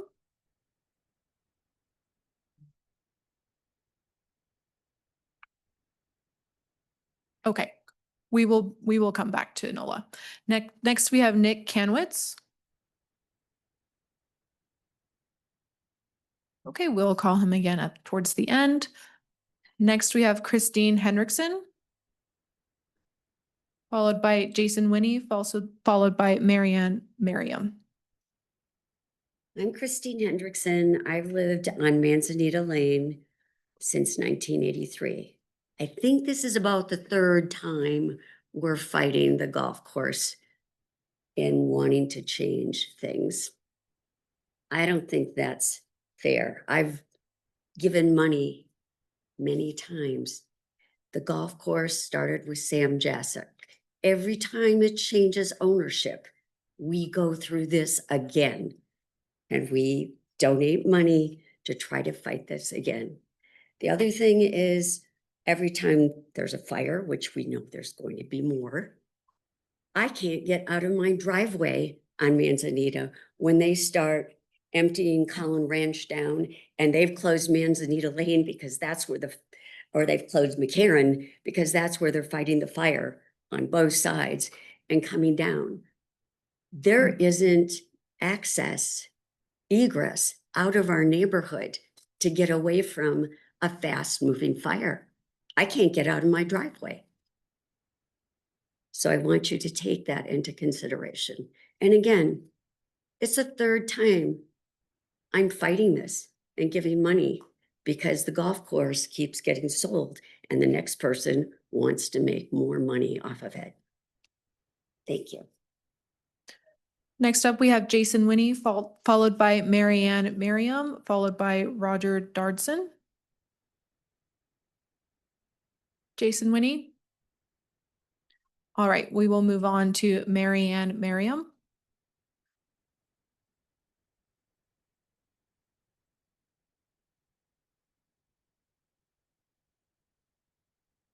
Good evening. My name is Marianne Merriam. I live south of the project on Lakeside Drive. As a retired landscape architect and neighbor, I'd like to speak today about why recreation and open spaces are sacred to communities and why once rec and park space is lost to development, it is lost forever. Even if the only public use is visual. Rec and open spaces are not empty land waiting for a better use. They are the better use. Open spaces are the lungs of a community, providing open space, clean air, and a refuge from the pace of daily life, even if it's only visual for the majority of the people. They are where families that can use the facilities, families gather, where children play, where seniors walk and play golf, where neighbors who might not otherwise meet connect. In a world that's increasingly busy, paved, and private, parks are among the few truly shared spaces we all hold in common. I know this is not a public park, but it is a visually public space. When open space, public or private, is rezoned to allow housing and resort activities, the decision is irreversible. Homes and resorts can always be built in other places, but once green space is turned into buildings, streets, and driveways, that piece of nature is gone. The next generation won't have the chance to enjoy it. And the community loses more than grass and trees. It loses the shared experiences, health benefits, and sense of belonging that only open space can provide. Research shows that open spaces improve public health, reduce stress, and even increase property values in surrounding neighborhoods. They are a public good that benefits everyone, not just the people living next door, nor the guests at the hotel. Taking these tangible and intangible benefits away isn't just a change in zoning, it's a loss of equity, a loss of community identity, and a loss of opportunity for every child and family who would have enjoyed that space in the future. We have to ask ourselves, what do we value? Do we want communities defined only by buildings, roads, and private facilities?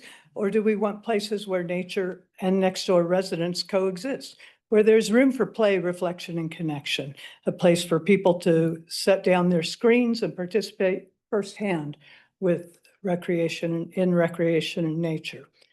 Once you give up open spaces, you can't get them back. That's why protecting these spaces isn't just about today, it's about honoring the needs of the generations that will come after us.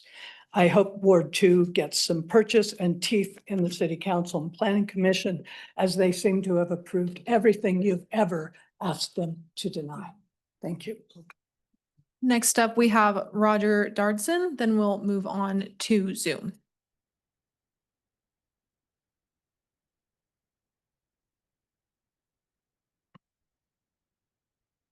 Good evening. My name is Roger Davidson. My wife Laura and I live on Manzanita Lane. We look over the course. It's lovely. We want to keep it the way it is. However, the first thing, I'm a developer. I have been for over 50 years around the country doing manifold projects, different uses. And I'm pretty familiar with this profession.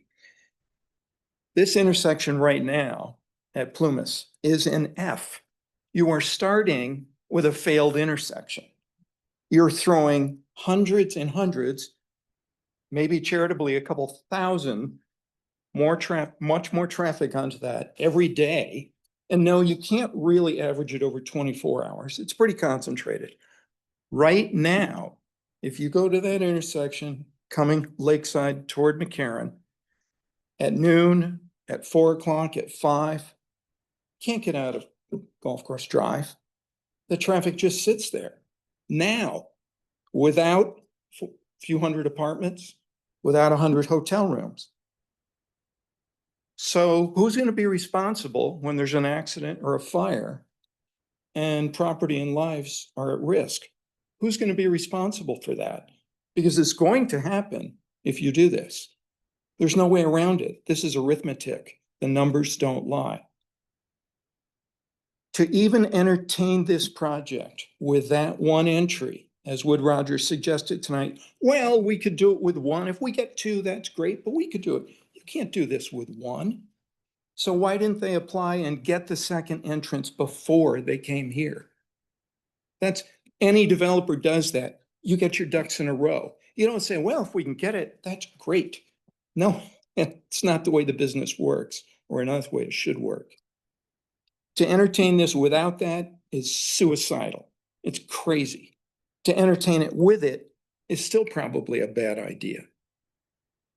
The plans for this have been, as we used to say in Texas, 10 pounds in a 5-pound sack. First it's this, and then, no, wait a minute, we're going to do this. Oh, you know, a rooftop bar would be good. How about a brewery, microbrewery, a winery? What? This isn't a project. It's a tornado. This isn't a serious proposal. Don't treat it like one. If it isn't making things better, keep things the way they are.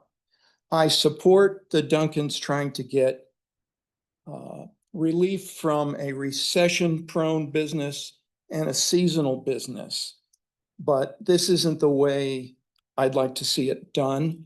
And if it is done, I think the community deserves some deed restriction on the remainder of the course. Otherwise, we're going to be here again and again. Thank you very much. Thank you, Roger. Next up, we have a Zoom attendee, Seth Mueller. You can unmute your mic and state your name for the record. You'll have 3 minutes. Hold on, guys. I got to do this. Whenever you're ready. Hi. Sorry, my name is Seth Mueller. I just want to say that I think that more housing is always good, and I do believe that these new the new hotels are a huge opportunity to bring in extra tax money, especially when especially when we're talking about Reno, when we're having a crisis where there's less tourism in Reno, we need to do whatever we can to bring in potential tax money. And there's less tourism in Reno, less tourism in Nevada right now due to policies outside of our own control as a state. And if we can try and gather more taxation on a local level, why shouldn't we do it? And also, it's an empty field. We should try and expand as much as we can here. And I'm living in this community as somebody that's been in this community and feels priced out of it. I don't know if I can live in here after I attend UNR. I've been in Reno since the 3rd grade, and I want to be a part of this community forever, but I feel priced out. And any new opportunities for housing, any new opportunities for tax money is a good thing, in my opinion. Thank you so much. Thank you, Seth. We will come back to Chambers with Dennis Dolan.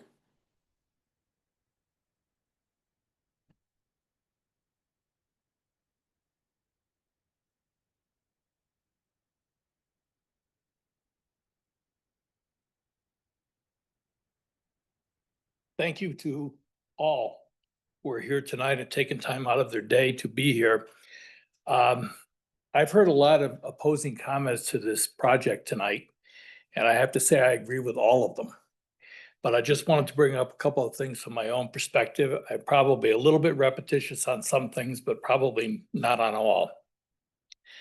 I think that the Southwest is a treasure within a wonderful city of Reno. And Lake Ridge is a special neighborhood within that treasured Southwest. Right now, it needs preservation and it needs protection.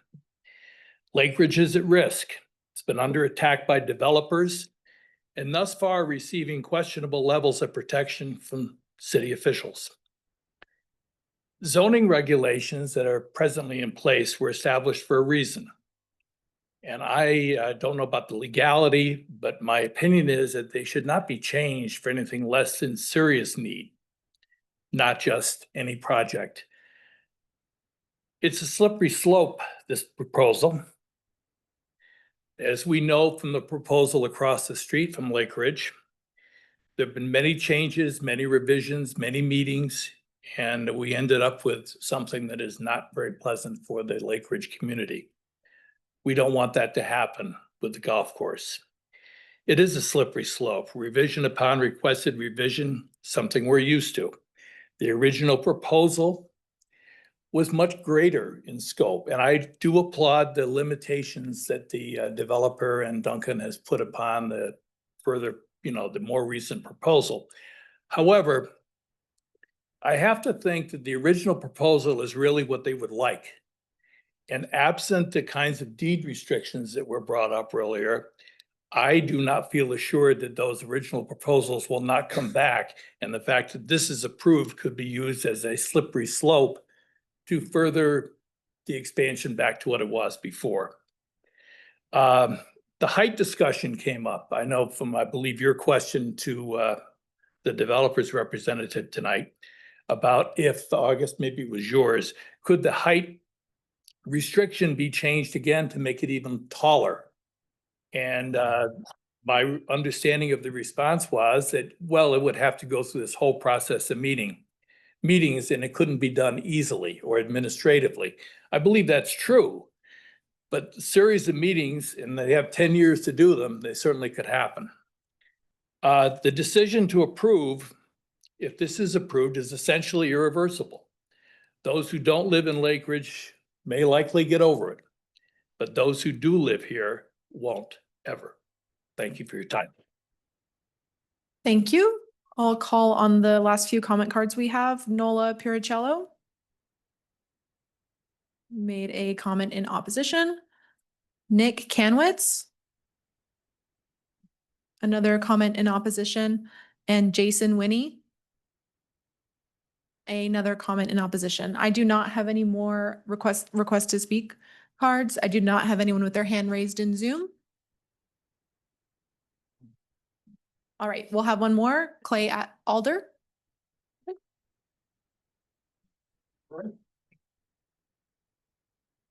My name is Clay Alder. I'm a broker for Dixon Realty for going on 50 years now. It's about time I retire, I think. I'm opposed to the project, and I was doing some research, and I think it was a Greek philosopher that said this: if an action taken results in an absurdity, one should not take that action. Now, I wasn't there with them back in the days of Greek, but anyways, and a lot of lawyers use that. And I think about that narrow street Gulf Coast Drive. I went out and I measured it. It's 29 feet. So 29 feet, and that's not including the parking on the north side, which takes 9 feet. It leaves 20 feet to get, as they said, 1,700 cars a day, but they're not talking just 1,700. There's the new 35 units that Toll Brothers built, and the golfers going in out of there.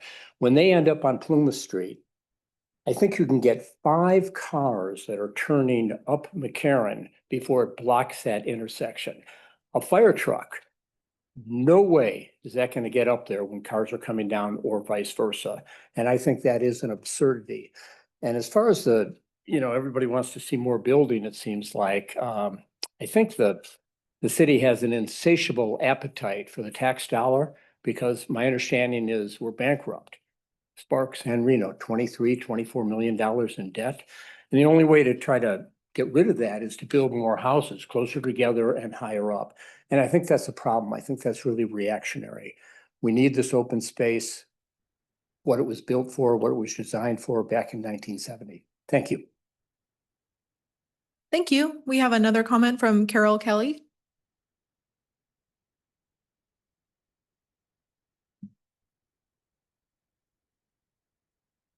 Good evening. Thank you very much for hearing us. We really need to express a lot of these thoughts, and I agree with all of them.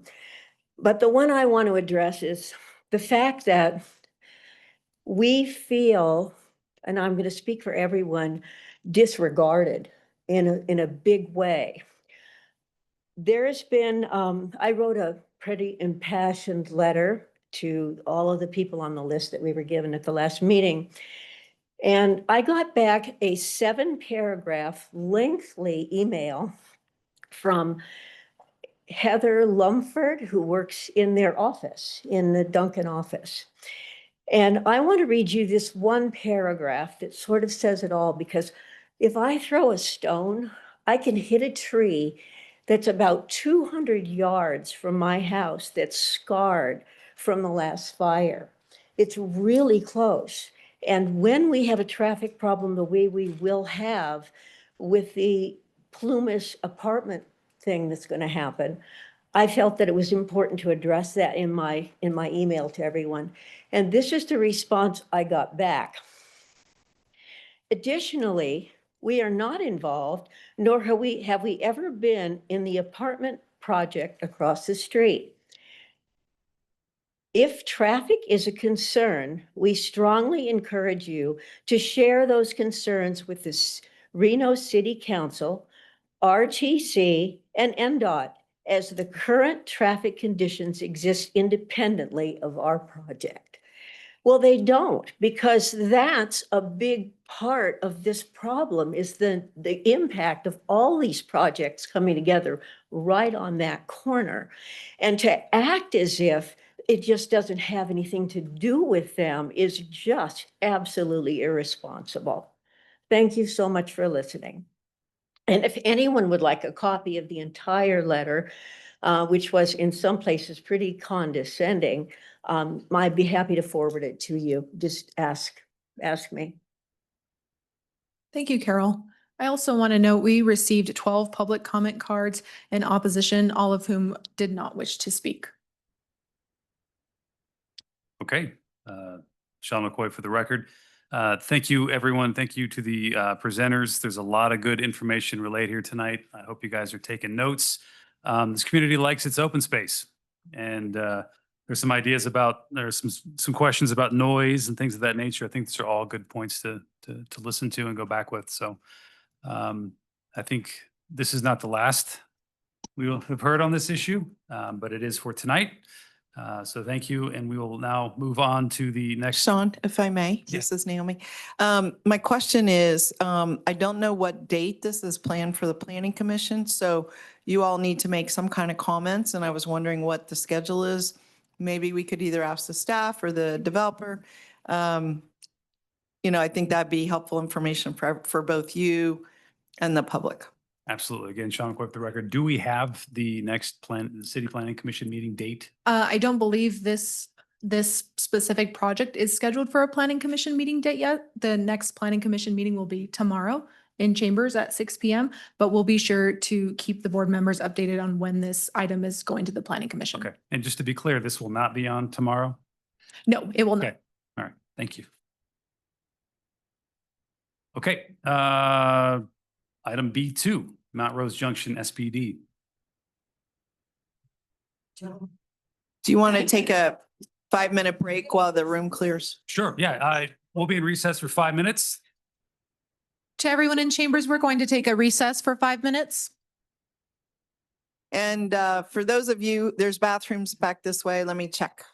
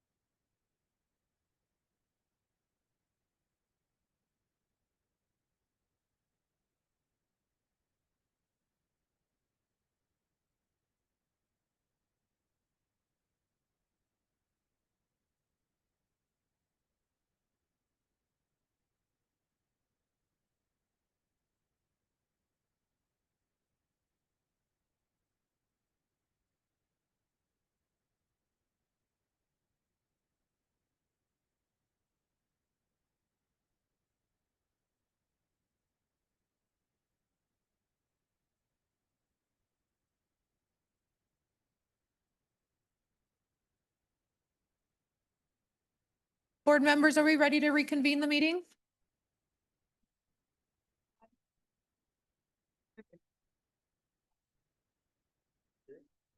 Item.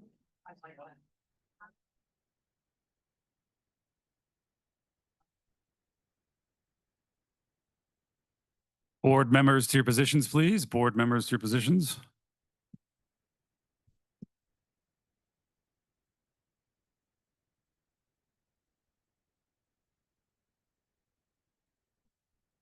All right, for the record, Sean McCoy, we are back here on item B2.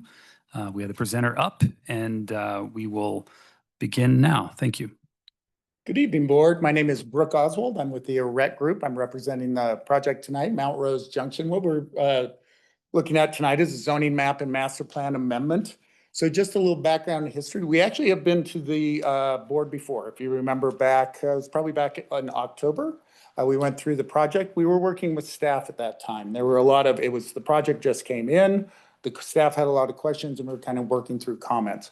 One of the things I would ask is if we'd be willing to come back to a second NAB. And we at the time, we were looking to come back at different times and then they didn't have the NABs, but we have the opportunity now. So we wanted to come back before the NAB. We were actually originally scheduled to go to tomorrow night's planning commission. And we actually thought it would probably be better to move that off a little bit. And so that we weren't coming right after the NAB and we make sure that we can address the comments and stuff. So we're trying to take consideration, making sure we're getting plenty of public comment. Additionally, we did, this originally got noticed out 750 feet, right when the application come in. Personally, our team has sent out invites to a neighborhood meeting, 750 feet once again. This has already gone to planning commission, so that has been posted in notice again. So we've gone through a lot of opportunities for public input and public comment on this. Just our team really quick, the developer, Park Real Estate Partners. I'll quickly go over some of the projects they've done in town and sort of what they concentrate on. Odyssey Engineering is our engineering, civil engineering. Mac Associates is working on the architecture, and I'm with the ERET Group. All right, quickly go through Park Real Estate Partners in Reno. So that development group, George Graham, leading that group, has done several projects in those, and these are all major infill projects. We're seeing downtown infill projects, the pink up on top on Winter Street. We're seeing Haskell Row, which is a beautiful little development just off Midtown, Grand Canyon Boulevard, Grand Canyon Muse. And then we're looking at Mount Rose Junction. So we're just kind of right in that same area. As you can see, he's really picked these infill spots. And with infill, you have to know it's trickier. There's more moving parts. There's more things going on. And a lot of developers don't do that. And so this is really unique that this developer has chosen this to be their style and where they're concentrating their efforts. Just to go over a few of their projects, the Grand Canyon Muse, a townhome project. Haskell Row in the middle of there, as you can see, they preserved those beautiful big sycamores up front on that project. And then the final one is that Summit Ridge project. That's a project that what you didn't see on there, but that was the old Kmart parking lot in that area in there. So they looked at that reuse of providing housing, and now that's become a great little commercial area up there, seeing a charter school and a number of other things going in that area. To go over our project site, it is a 1 acre site. This is incredibly rare in an infill site that you're seeing a 1 acre vacant site within this. Our adjacent uses are largely commercial. We have 7-Eleven, we have the coffee hub, we have workspace environment, we have a hair salon. So you're seeing this great little commercial center there. We have direct access off of Plumas. That's the star up there is that Mount Rose and Plumas access. Right up there too, we have a dedicated bus line runs up and down Plumas. So we do have access to public transit. And as you can see, that intersection is fully striped and signalized there for pedestrian safety. The infrastructure and services are already in place. This is, we'll go into this a little bit more as I go through the thing and how important that is and that in infill, but that is already in place. And then once again, that walkability and public transit that I spoke about. If you look at the star there, that's coming down Mount Rose. You can see right, it's pointing at the coffee hub. Should be noted that right across the street, you're seeing the flat roofs there.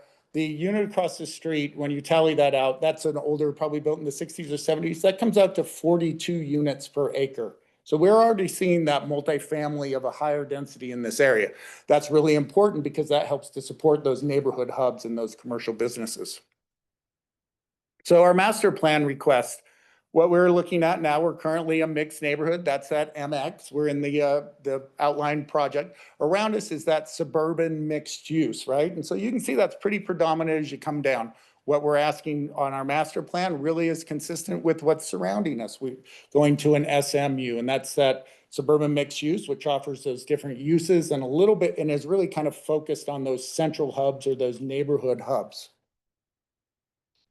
As we're looking at our zoning, we're currently MF 14, that's multifamily, 14 per acre. We have a professional office up above us, and it should be noticed we have neighborhood commercial to our left. So that's a hair salon, the 7-Eleven that I talked to. What we're doing is proposing to go to an SPD, specific plan district. With the specific plan district, what you choose is a base zoning. So we have a base zoning of neighborhood commercial, which is consistent with what is just neighboring our project. And then the beauty of the SPD is we're able to further expand or restrict, in our case, that zoning to be specific to the site. Because once again, this is a zoning. It's really easy to get cut on that it's a site plan that we want to review a site plan. And the purpose of this is to review that higher level zoning. I'll just go back really quick too. As you can see too, multifamily, there's some single houses. They're largely rented out just to the north of the site there. Those are rentals, but that is MF 14. That could go up to a higher density too. So we are not surrounded by single family neighborhoods. We're largely surrounded by multifamily neighborhoods and commercial uses, right? So conceptually, looking at a layout, we're providing kind of a conceptual idea of where we would think, your higher density, some of those are could be. If you notice, we've moved all those buildings to the north. We're looking at possibly 3 buildings there. That is specific in that handbook. We basically have a 30-foot, anything over 27.5 feet tall has to be 30 feet away from our neighboring project. And I have some elevations that will help you show. So we're really trying to push our development towards that commercial area and away from the residential multifamily. So we have, our building height is 38 feet. In neighborhood commercial is allowed 35 feet. You could do a minor deviation, which is allowed by code. There's your 38 feet, you can get 10%. So what we've said is we just want to be open and upfront. We'll go 38 feet. But our SPD comes back and says, we can't use any more flexibility. 38 feet is as high as we can go. Additionally, what we've done with our density, NC allows 30 units per acre. Now, if you were to use, which is in code, and they're called our density bonuses, and those are bonuses we allow to build smaller units, you get more dense units because we have a housing shortage in Reno. And so there's some incentive there. That would allow us to build 52 units if we were able to do that. What we have said is we've come back and looked at it and go, we'll build 39 units. And we've capped and said, we cannot add any more units. We cannot use the bonus units. We cannot do all that. So that's that clarity that we're providing to the public is our height is this, it can go no higher than this. We can't modify it. Our density is this, we can go no higher than that density. So we're just trying to be very forward thinking and clear with the public of what we can do, because you can come in and modify things through code. You can modify the height through flexibility or some of your minor deviations. You could modify your density through these density codes. We are very specific about what we are asking because of the site and how we've laid out this site. If we look at really that the Grand Canyon Muse, those are those 3-story units. You can see that has really changed that neighborhood. Now you can see the great landscaping that's provided. You can see that it's, even though they are taller building, it's still within the scale of a residential neighborhood. We also have looking at the potential for those flat roofs are allowed. That would allow those mini splits and some of those other things to go up top. So it's able to take our utilities out of those areas that you could use for the tenants to have as open space. It puts them on top instead of on the side of the buildings or down below. It also reduces noise as you put them up top. Additionally, that extra height, historically you're seeing 8-foot ceiling sites. No one builds an 8-foot ceiling height anymore. It's always 9 feet or above anymore. And so that extra little bit just gives that flexibility to make sure we can hit those contemporary standards and build those units we want to build. Talking about egress, thank you, Beth, for bringing up the planning commission. We are very lucky to have a transportation engineer on our planning commission now. It's a great resource that we have. That conversation, we were a little confused after, and we've actually wrote a follow-up letter that is on the public record that explains. There was a little confusion on that. So that's your International Fire Code. He was talking about 2 access points. And so we have our access off of Plumas. The 2 access points comes into play if you're building over 100 residential units. So we weren't required by code to have, it was the confusion of, he thought we were supposed to have 2. We are completely with fire code to have our 1 access off of that. So there was some confusion there. That, once again, that letter is in the public record. If anyone wants to read it, it further explains all the IFC codes and how we comply with those. Once again, that, as was said in that, Fire has reviewed this, you know, and they haven't brought up any major concerns looking at this conceptual plan that we've put together. So this is a great showing that elevation. So if we look at our building's there in the middle. If many of you know the building, the turret building, right on the corner. If you're looking, our building is approximately the same height as you're moving across that turret and very in line with what you're seeing there. Additionally, you're seeing that required setback between a neighboring property and ours. And right now, conceptually, we're looking, it's required to be a minimum of 30, and we're probably going to be closer to 60 feet away from those adjacent properties. Kind of move through as this is looking, if you were looking across through there, seeing the building, and as you can see, the turret is actually higher than our building in the back, and we're sort of in line with that and stepping down to those commercial properties that you're seeing to the south. And then additionally, as you go up Mount Rose Junction, you're kind of seeing how this lays out. That currently the property in the middle has an MF14 zoning. They could go up higher on that. It's an older home that's being used as a commercial space, but understanding that could change. So I think a big thing to look at with this is really this project and how it aligns with those large city goals. Those are the master plans. We're looking at a mix of housing, right? Which is very important we have that mix. I think you heard the comment of Seth from the university who said, I want to stay here. I need a place to live. These are exactly the kind of units that allow them to move into these great, vibrant, clean, safe neighborhoods and have great housing. You support small business in those neighborhood centers.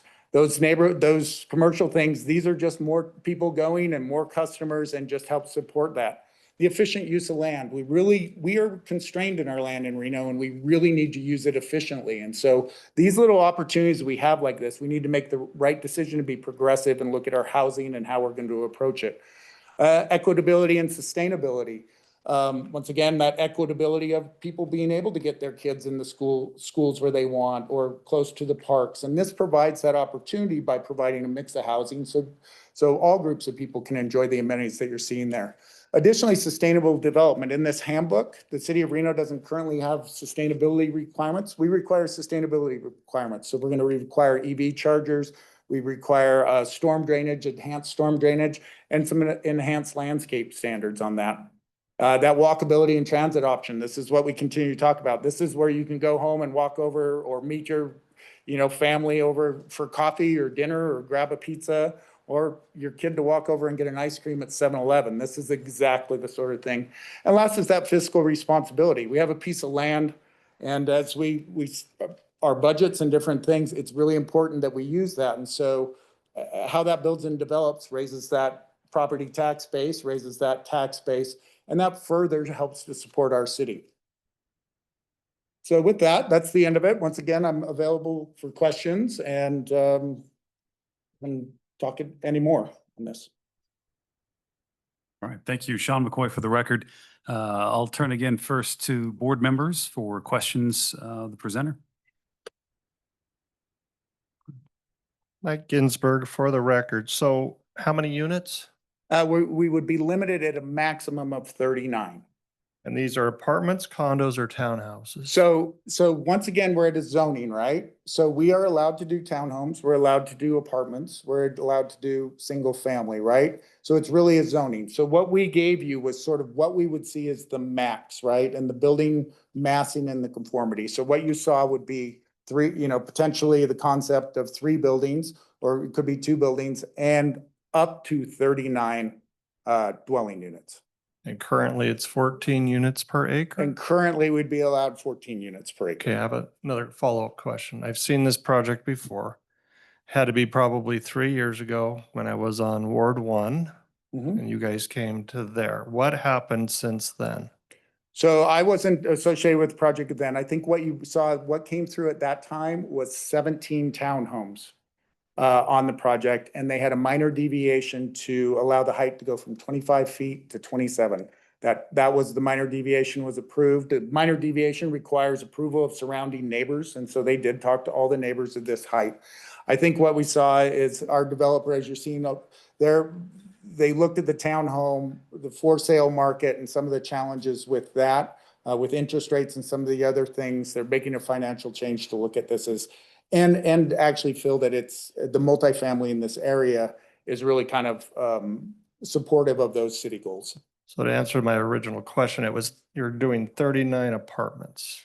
We would, what you saw, the concept is 39 apartments, which would be allowed by this SPD.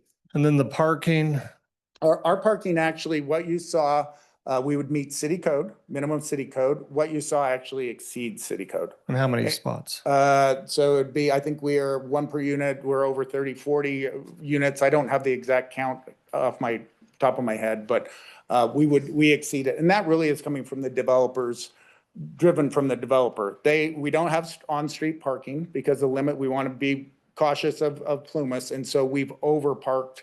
He will overpark the project site to make sure that he can accommodate the units that would be So developed. 39 units, 34 parking spots? No, well over, so over 39. An So- acre. And I bet we're up in the 40s. In 1 acre, that's Yeah. pretty tight. All right, Yeah, thank you. no, it's tight. How's the people, how are they gonna be able to get, are they gonna exit onto Plumas or to? Yeah, our egress and is on Plumas. We have worked with city staff to determine, as you, I can kind of show you, we've moved. So you can see we've really moved that as far away from the intersection as possible, and we've tried to align it up with the adjacent street as much as possible. So we worked with city staff to find that appropriate location for that. And then that would be our egress point. Now, so we don't trigger any traffic study or anything this because of the unit count that we're proposing. But as it moves through, we'll continue to work with city staff. And if it triggered any or a Reno Municipal Code or Public Work Design Manual, then we'd meet those standards required for the traffic. Have you been down Plumas where you're building that at 8:30 in the morning or at 4:30 in the afternoon where it's bumper to bumper? And I can't even imagine having more cars on that street. Yeah, and certainly, I can't say there won't be more cars, and you're gonna have a traffic account comes with that.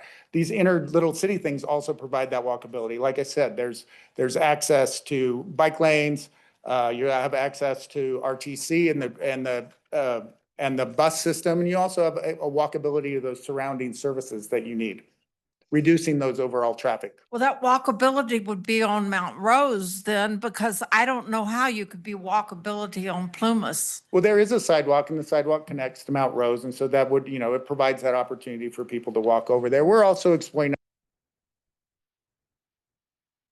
and connect.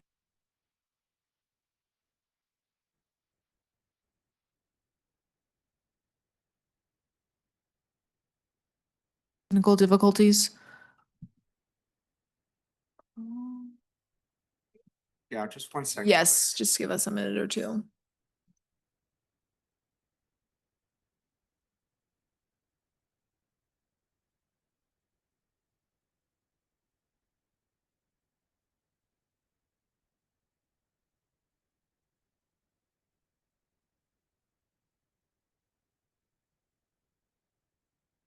It's a cooling off moment. We just have to wait till recording.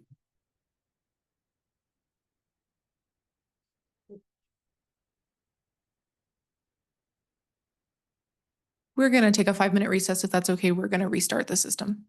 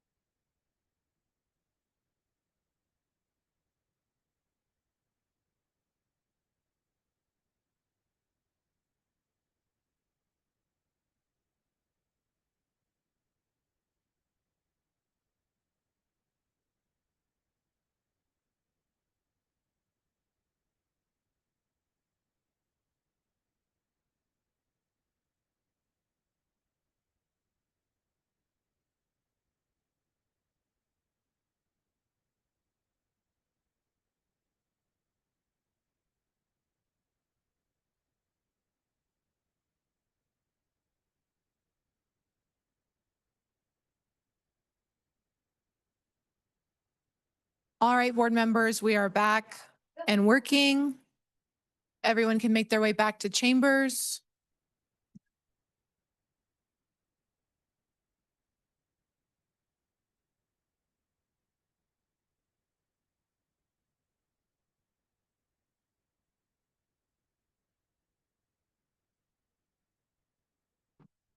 Members, take your places, please.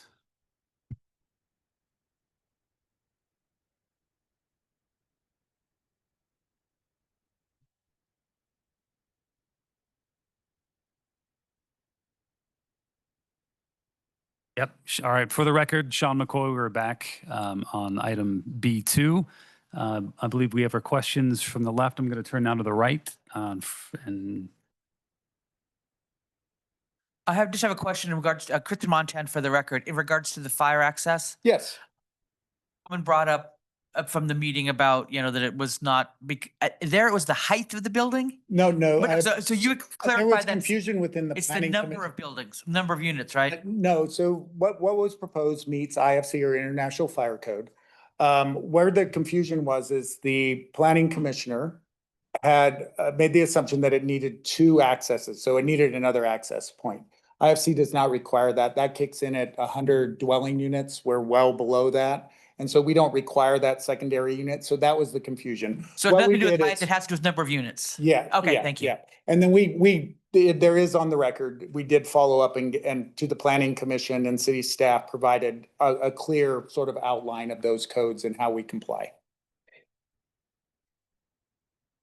Yeah, for the record, Hal Taylor, with regards to, you should know, by the way, fire access is real important for this. Oh, what certainly. We look at on Yep. every project. All we It's what have is drives we, everything. people come in here and we go, oh, well, that's all fine and good, but the ambulance is there and now the fire truck has to come through.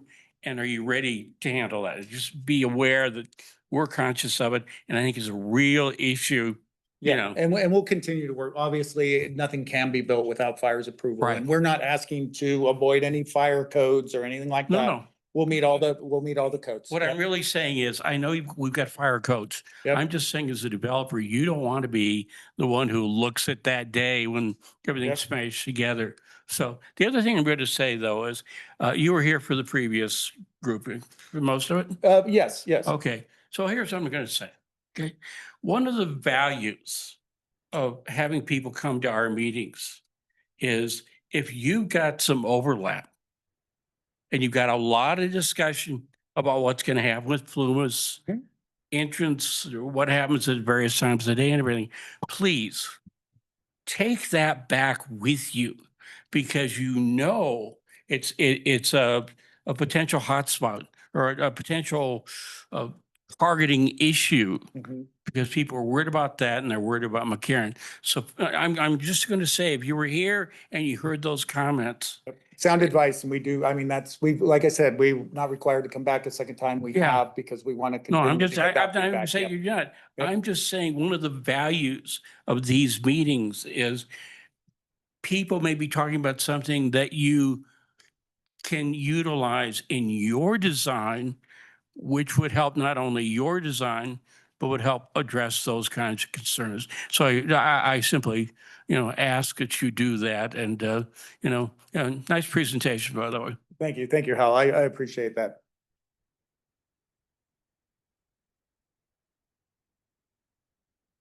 Right, this one. Okay, here's my questions. Could you go back to that slide that shows the actual facility or the acreage? Uh-oh, I might be, let's see. Okay, that's Yeah. good. All right, so one question I had that you sort of addressed by the prior speaker was, do you know, and I'm sure the developer has calculated what they're anticipating for rent in these apartments?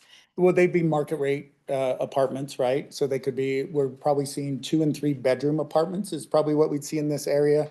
We've seen a lot of studios and 1 bedrooms down by Midtown. We think as we come up, it would be more a little bit family oriented. So it'd be comparable to market rate of what we're seeing. Okay, so family oriented, but only 1 car per unit. Are you going to be limiting that in the rental agreements?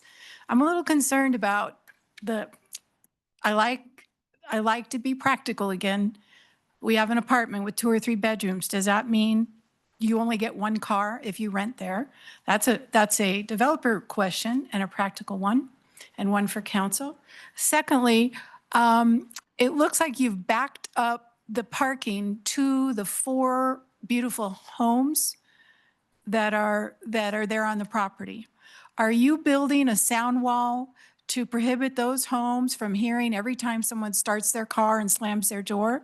We'd have screening and then a screening fence and landscaping between that. Additionally, most of those, some of those are the setback is back further. Additionally, that is zoned MF14. So those could be acquired in the future and you could see other future development happening there, meeting those current M14. But that doesn't impact what would be happening tomorrow if you built them. Yeah, And they could we would do. certainly hear Yeah, the we would meet all noise. all Reno codes for screening between uses. Those would be met. Additionally, there'd be landscaping. And yeah, we would do everything we could to limit the impacts on the surrounding. Okay, is that development fenced?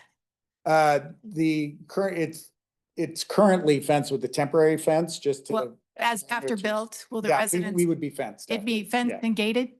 We wouldn't anticipate it being gated just because some of the challenges of access and stuff. But we could see a smaller 4-foot gate up just to limit uses that you didn't want or something, but we would be a full, around the surrounding, what you'd see is a good neighbor fence, which is a full screened fence around the outside. Okay, those are my questions. Thank you. Questions? Yes, go ahead. Donna Keys for the record. I have a couple things booked. Some of them are statements so that everybody will know. Some of them are questions. Statements, though, that everybody will know is about the SPD in general, where you should have a handbook. Your handbook should say something.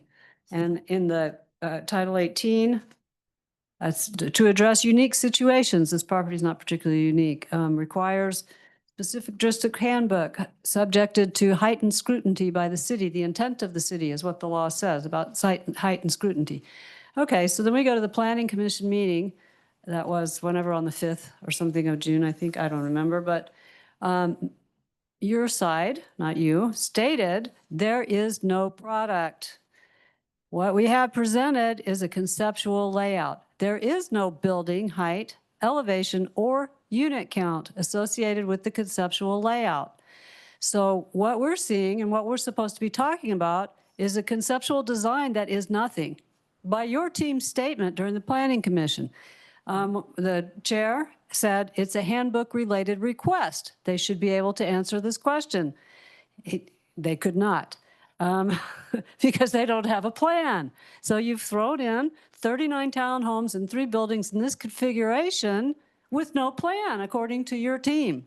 That this motion failed at the Planning Commission also, for those of you who are not aware of that. It did not pass the Planning Commission. I would like to add that was a technical denial. That was 333. Yeah, 3-3 makes it a technical denial, but a denial nonetheless. Now it's going to go to council. There is no presentation here that's different than the other presentations. There's no new, we're actually making a commitment to what we're doing. That's not happening. Okay, so I'm putting that out there. I'm not trying to grill you. I'm trying to let people know about that. Another thing, though, that's a big deal for me and for the people who live in the Plymouth neighborhood is the height limit of 25 feet. And their Arlington office complex right around the corner got a zone change, and they were required to not go higher than 25 feet. So now you're coming in, if you, as you say, with your zone change for neighborhood commercial, you'd still be subject to a 25-foot height limit because you got the Plymouth Overlay District. So you guys are coming in with a special planning district proposal as a brute force mechanism to override the neighborhood plan height limit. I think that there's some ethical considerations the city should consider with this about how one destroys a neighborhood plan or not, property by property or not. Personally, I don't think the SPD is a fair way to do this. So you have no plan. You have this problem with access management because you're not 360 feet away from the stoplight where your driveway is going to go. So there hasn't been an indication. The traffic people said they could live with it and work with getting the variance or whatever it's called that you have to do to get the exception for your driveway because it's only 145 feet away. So now you don't have 17 townhomes, you have 40 multi-bedroom buildings. So has anybody talked to the traffic people? That's assuming that the no plan that's in your conceptual design is what actually gets built because we don't really have any idea. You could build anything. You could have a whole list of things in your thing that you could do. Could be commercial property. That was brought up earlier on the previous case with an SPD. You are allowed, those are alternative. Yeah, uses. you have the are allowed alternatives. that. The beauty of that is if the market change or something changes. you're And doing that was to mentioned at the, change. depending on market conditions, it's all over the documentation. So I'm sorry, I'm speaking so much, but Additionally, with the Title 18 update, there was a push to remove some of those neighborhood plans or to relook at those. They thought at that time it might be too much. I think we'll see those being relooked at again. A lot of those were done in the 80s and 90s, and our city and our vision has changed a lot since then. well, they did So- take out the neighborhood plan, but they left 3 restrictions for the Plymouth Overlay District. Which there's The still. plan is gone, but the district has 3 things. One's height, one's roof pitch, and one's don't park on the street. Yep. Okay, so And this is the mechanism that we can move. you can override it Yeah. by this I mechanism. wouldn't say override. It's legal. We go through the public process and we are looking to do that. Okay, all right. And so then I just wanted to point out one other thing, which is the Housing Authority abandonment that just happened last week down the street. And they did what they did so they could build this thing. And then they come to find out, oh, we can only go to 25 feet because we're in a neighborhood planning area.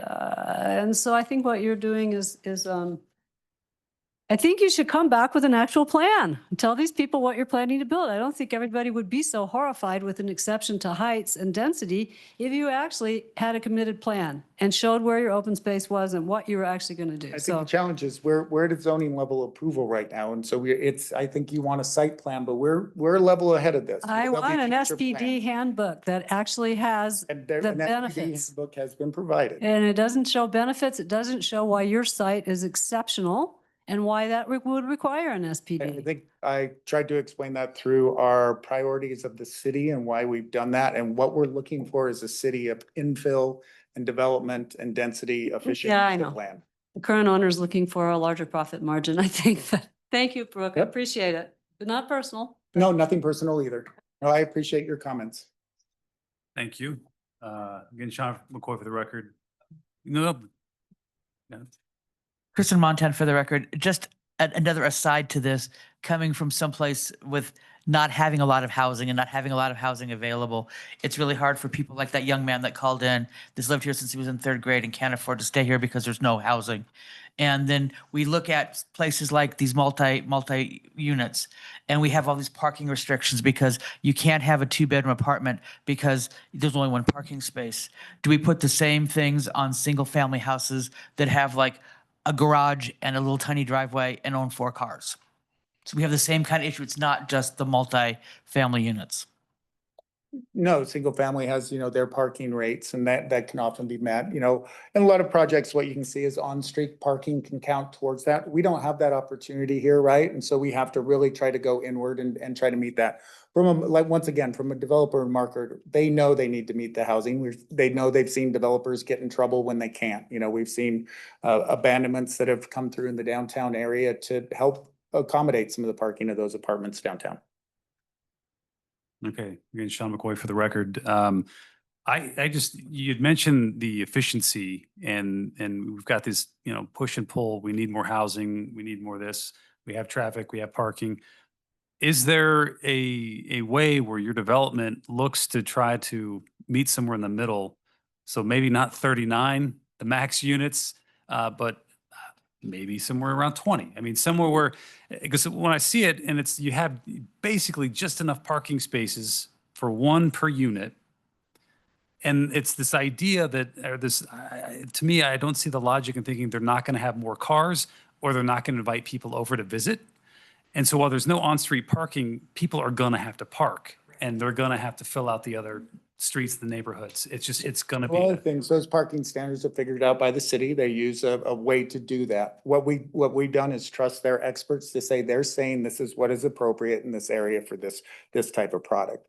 We've exceeded that because we feel it's more. It's hard just to set a parking number, right? And we wouldn't want to do that because we could go a million different ways. We have gone 39 units. Like I said, if we went the NC with the small unit density bonus that are allowed per Reno Municipal Code, we could add up to 50, we could do 52 units through that process. What we've tried to do is come forward and be very clear. We think 39 units is appropriate. We think we can park it. We think we can fit it. We think we can provide the open space, and we think we can provide those standards or guardrails to push development to the north and make it appropriate for that area. Okay. All right. One more question. Go ahead. So I have a conceptual technical question. I believe you said you're going to have EV charging. Yes. So you don't have garages. So each unit, if somebody has an EV that they need to charge, you'll have to have dedicated spaces for EV charging. We would anticipate that would. And then the apartment complex would probably say EV charging only, which then forces out the gas-powered vehicles out of those parking spots. Yeah, there is a challenge, and we worked with staff on kind of some of that too. So it would be either a dedicated, or it would be marked as EV charging only, or that it would be marked that these are parking spots. If you're got Well, an you EV could charger, lose- you're not there, yeah. You could lose some parking spots to the EVs if not all the houses had staff, EVs. so we couldn't, staff sort of really didn't want us to lose them. We could count them, but if they were dedicated for that, we couldn't count them towards the parking. So we were in agreement that either that we'd sign them or sign lease agreements, or we'd find the way to dedicate them across that way. So we did go through that process of trying to to look at that. Thank you. Okay, all right. Sean McCoy for the record. We're going to turn now. Thank you very much for the presentation. And we're going to go to the room and online and see what we have for public comment. Remember, 3 minutes. Everyone has been very polite and professional, and I appreciate that. And we'll keep that going as we finish out the meeting here tonight. Thank you. I have quite a few public comment cards. If there's anyone in the Zoom meeting who would like to make public comment under this item, please raise your hand and we will call on you. We'll start with Chambers, Dominic Adams. Did you wish to speak again? Okay. Already spoke under general public comment. Next, we'll have Madison Hayden.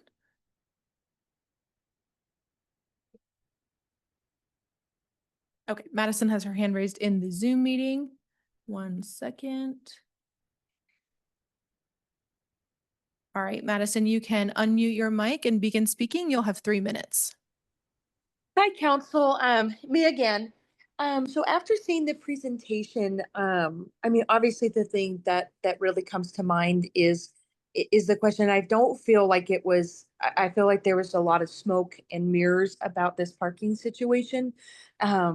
You know, the speaker has said that there's going to be 40 parking spaces with 39 units. And the reality is that even though there is, quote, walkable space using the bus system, I mean, sir, you must not live in Reno, because most people in single family homes don't use the bus system. It's incredibly difficult, and the Reno community is it's so vast that to say, oh, everybody can take the bus, and that's going to limit the parking spaces to make it agreeable for 40 spaces and 39 multiple room units. I mean, that just doesn't even make any sense.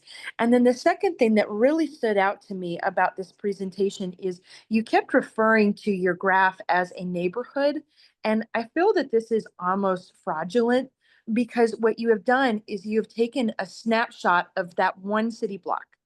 That is one city block that does include the 7-Eleven and one pizza place and one coffee hub. And you had also mentioned that there's no suburbs around, and that is just completely untrue. And I know it because I'm in my house right now in the suburbia, 1 block away from the proposed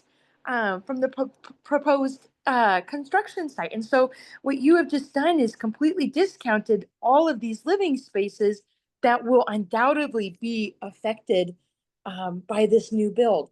And you know, something that I forgot earlier was that I think it was just 2 weeks ago, a 14-year-old child was struck by a vehicle on Plymouth Street. And if my memory is not failing me, I believe that he passed away. And this is without all the additional congestion that you are proposing. And so I hope that is something that you are taking into consideration, because I'm looking out my window right now, and there are kids across the street and they walk to school. It's been, even with the 8:30 congestion going to Mount Rose Elementary, you know, quadruple that, and ask yourself, would you feel comfortable with your kids, and would they be safe on these streets with the added congestion, parking, people going to and from work at the same time? And I think if you really looked at it, the answer would be no. And that's all I really have to say about that. Thank you, Madison. Thank you. We will move to Chambers. First, we have Kelly Jesh, then Leah Jones. Hi, I'm Kelly Jesh. Me again. I'm at a loss for words to be able to express some of the comments that were made. You know, I happen to benefit from having lived in this neighborhood for a really long time. And my husband's great grandparents owned the house before us, and his grandparents and his parents, and then us, and then my children. And my children live behind me, as a matter of fact. So I sat on that 1990s planning, neighborhood planning. And he mentioned that there were some 60s and 70s flat roof houses around, and that's kind of why the neighborhood is so bad and will benefit from these beautiful apartments he's building. No, excuse me. We worked on that planning committee to stop those 60s and 70s flat roof houses. That's what we did not want. We did not want high density. We wanted to protect the neighborhood. At the time, Midtown didn't exist. And Midtown went blasting through and brought all the business and the traffic that we were trying in the 90s. But, you know, there's growth and there's change. And I think the Planning Commission said the neighborhood needs to upgrade and come into the 21st century. Well, no, we don't. This is the Old Southwest neighborhood. There is a quality of life there. And so the flat roofed houses, we stopped. We said, no longer can you do those. And I'm hoping that he walks our neighborhood and sees our beautiful houses, all different. They're not ticky-tacky. They're beautiful houses, and people have bought them, upgraded them, and tried to improve our neighborhood, which has happened in the last 20 years, which is really great, because when I moved in 1981, it was like, what's going to happen to this neighborhood? It was looking kind of, you know, and there was the Virginia Lake that was going to put in weeklies, and, you know, I've been here a long time. I know that stuff.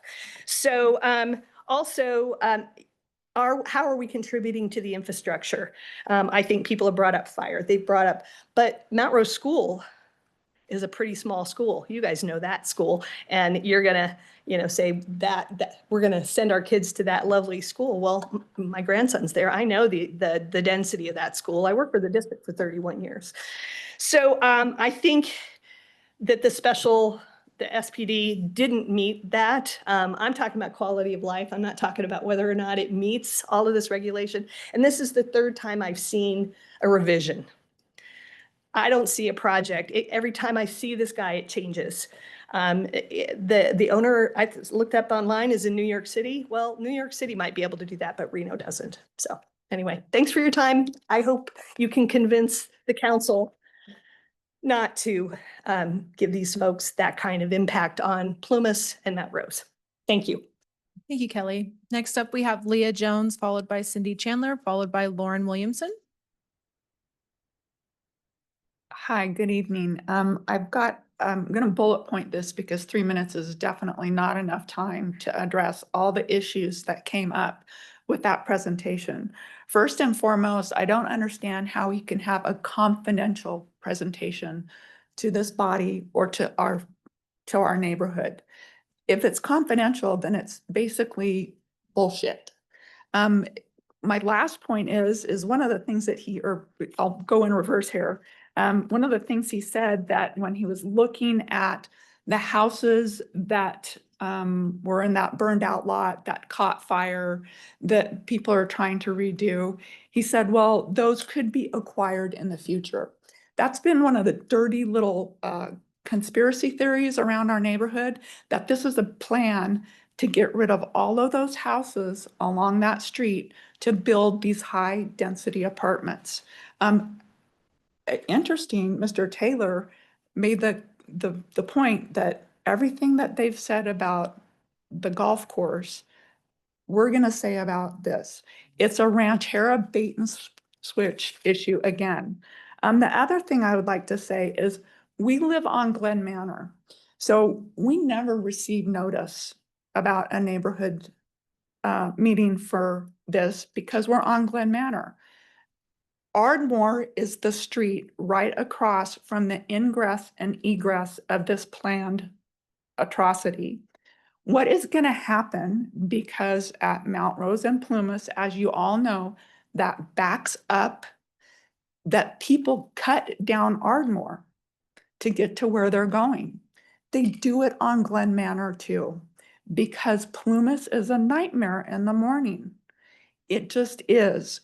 Adding at least 40 cars to that equation is going to make it worse. He's talked about walkability and sidewalks. There are no sidewalks on the north side of Plumas until you get down towards Plum Lane. There's no sidewalks there. There's only sidewalks on the east side. So you have to cross the street in the crosswalk at Plymouth and Mount Rose. I got hit in that intersection because even with a walk light, because people get pissed, they don't pay attention to where they're going. They ran over me and my dog. That kid that got hit, same thing.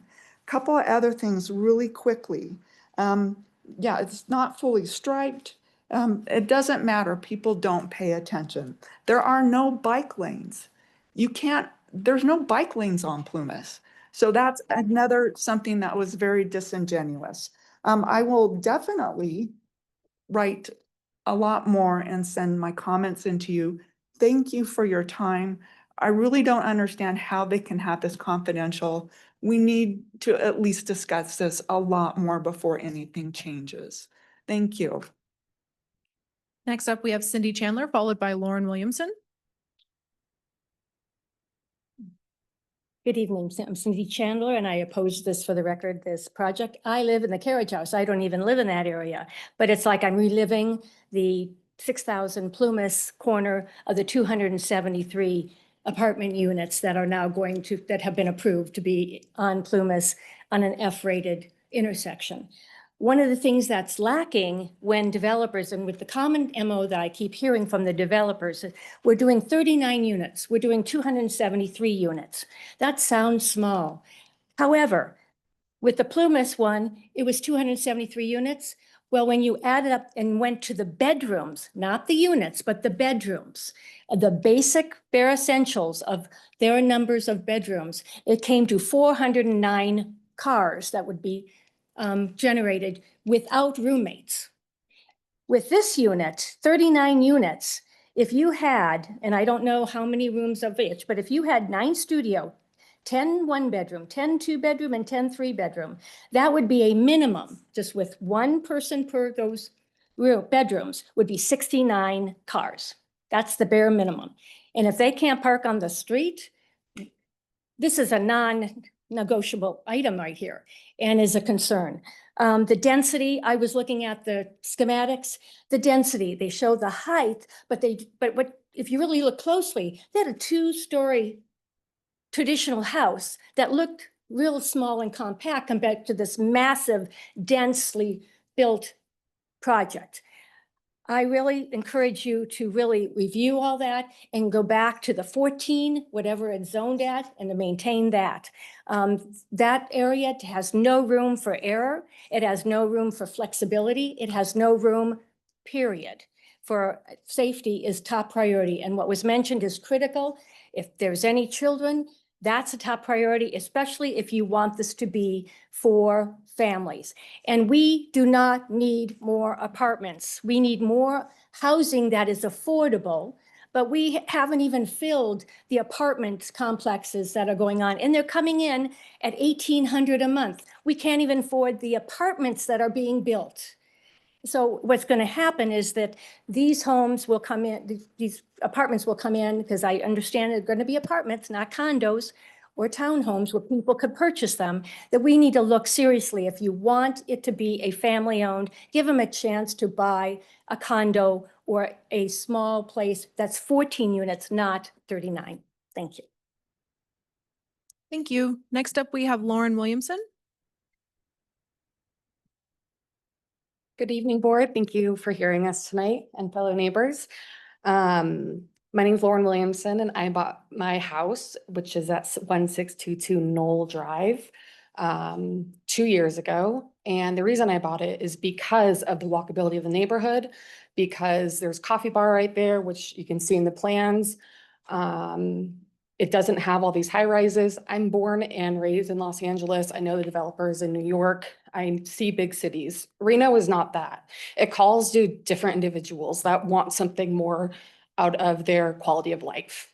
And having a walkable neighborhood is critical. I mean, you've heard it all tonight, and I support everyone's reasons. The reason my street is called Knoll is because it sits a little bit above. And so it's on a little knoll. So if we move any of those utilities up to the roof, my windows would actually hear that when I overlook the view that I have right now. That would be obstructive to my view specifically. And I know that's selfish, but that's part of the consideration.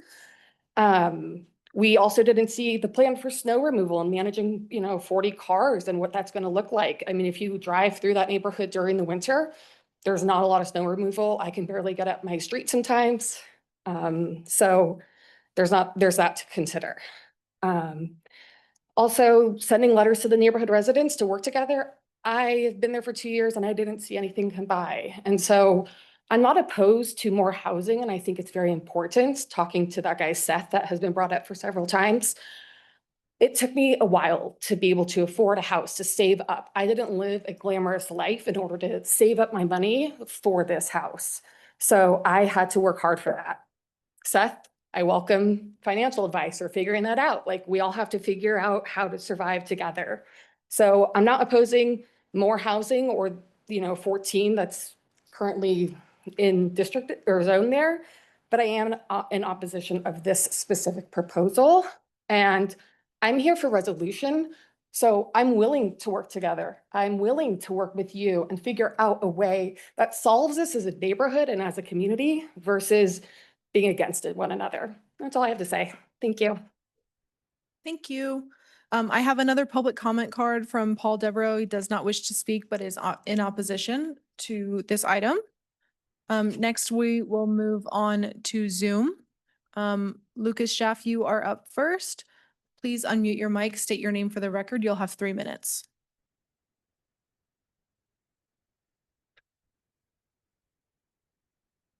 Lucas, just unmute your mic there.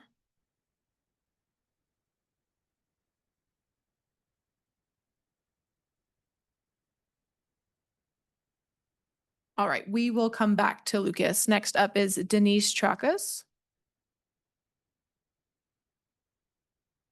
Good afternoon. Denise Tracus for the record. Thank you to our Neighborhood Advisory Committee members for your great tact in looking at this project through critical eyes. After hearing the presentation, I would like to oppose this. There is still a clear lack of defined project perimeters. We heard the gentleman talk about, possibly 34 parking spots, possibly 39, but again, there's no clarity to this proposal. It's also incompatible. The design that was shown is incompatible with the surrounding neighborhood. I'm really appalled that we would use a turret on Granny's house, which was the recording studio when it was built. And we're going to use that to justify heights over the 25 or 28 feet limit. That's like saying that the steeple of Our Lady of the Snows, we should be able to build to that, which we know the steeple was that maintaining that faith. And it was the highest point in our community and many of our churches in our community. When I'm looking at, again, thinking about this, we already have multifamily 14. That would be beautiful. Go ahead and put in 14 units and go ahead and make them little townhomes or condominiums.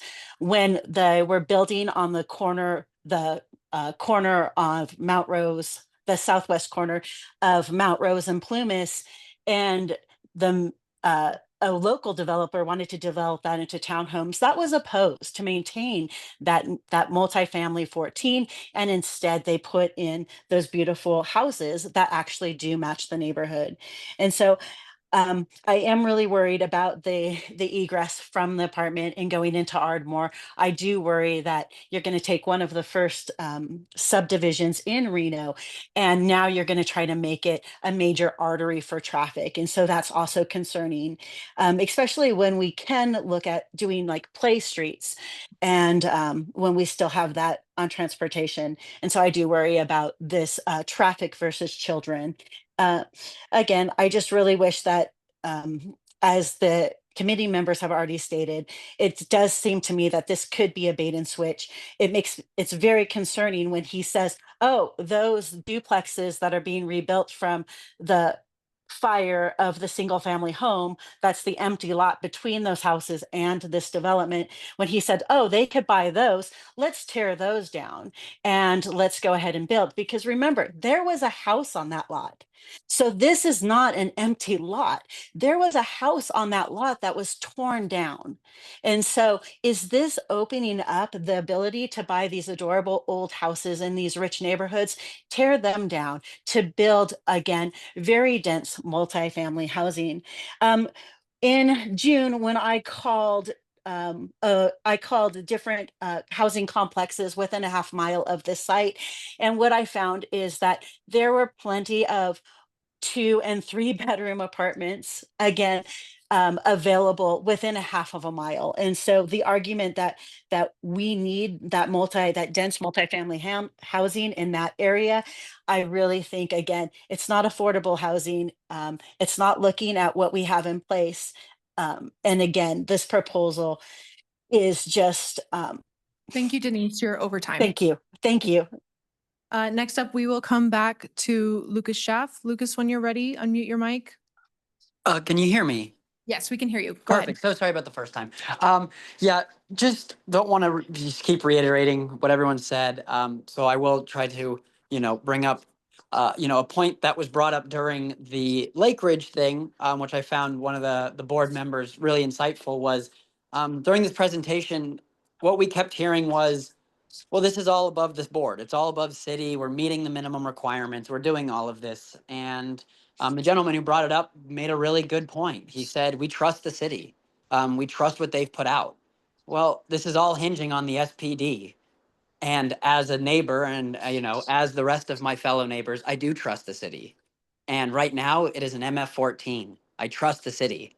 I think that, we kept hearing all of this stuff about it all being above. But again, it all relies on the SPD.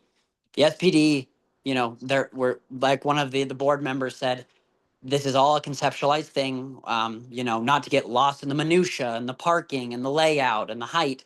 None of it matters. They're all going for the zoning change. They're going for the SPD to move from the MF14. And, Reno we've been burned too many times. With the Ranch Hera and, all these other developments where it's the bait and switch. We don't know. There's not an actual plan. It looks great in a plan, like it looks great in a design board. But as the gentleman said, it all depends on the economic development and economic standing of how things are at the time. And so what is today may not be tomorrow. This is our neighborhood.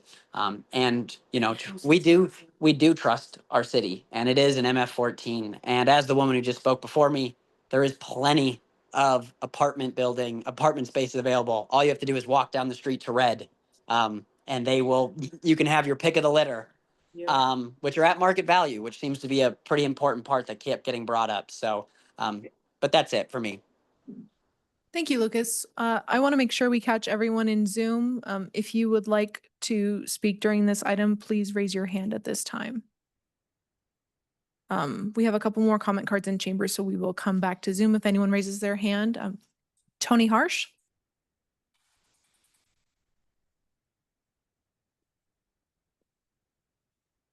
Good evening, Tony Harsh for the record. Thank you for being so patient with all of the people, and I did not expect to speak, but I really do not believe that the more we say that our neighborhood plans are antiquated is going to make it true. This lady has spent hours at neighborhood plans. They are an important part of our city. Neighborhood plans. Our city is just made up of neighborhoods. That's just what we are. We're groups of neighborhoods. And I wanted to point this out because in NRS, oh dear, did I lose it? In NRS, okay, which is our marching orders, we have the zoning regulations must be adopted in conformance with the master plan for land use and be designed.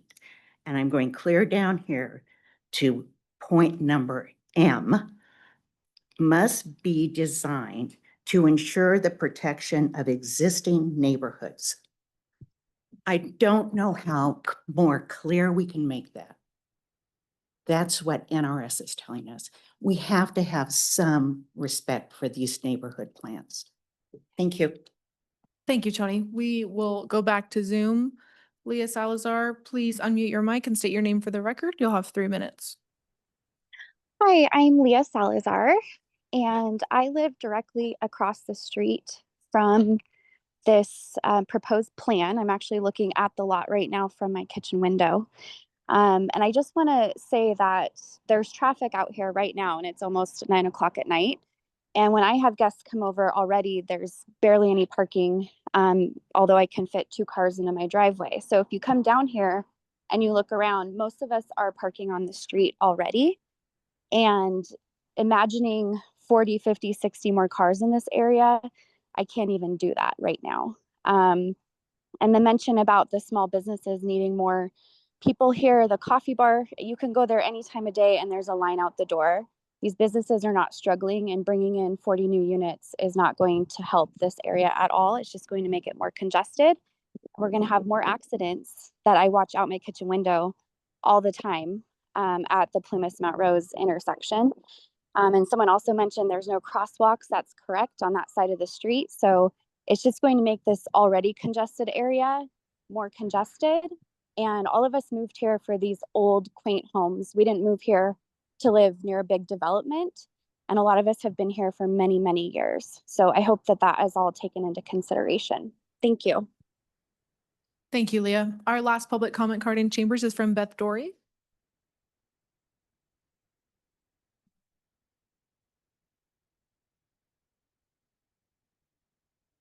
Hello, Beth Dory for the record. I will not be organized, but I have to disagree with Brooklyn. Can we see this? Is our, I guess not. Is our One overhead second, Beth. working? Oh, there we go. But it's upside down, so Oh, just you gotta turn. okay. Right. That's the International Fire Code from 2024. It doesn't say anything about extra homes.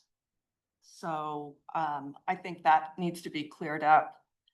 And that lovely young woman that came down, Madison, she's been my tenant for 6 years. So I'm I'm a responsible landlord. I have maybe 50 tenants. Everything is below market. I'm very sensitive to the shortage and the amount of money that these people are spending. But there's not one person that came in to speak in favor of this. So I think we have to also look at that.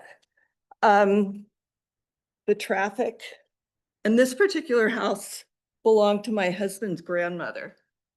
The homes that, or the streets that are going to be surrounding that are these 2 streets. They're too narrow to allow for parking on both sides. And those should be corrected. So if you remove the parking on one side of those streets, you're really going to be limiting the parking in that neighborhood. This is an article from 1989. Oops. Oh, there we go. About the traffic on Plumas, and hopefully you can get a copy of that. That's a problem. I still want to go upside down. Oh. Okay. This is about the compatibility. And first of all, I believe that the builder is providing 41 spaces, and 3 of those spaces he's using for Plumas. And you can see how narrow Plumas is.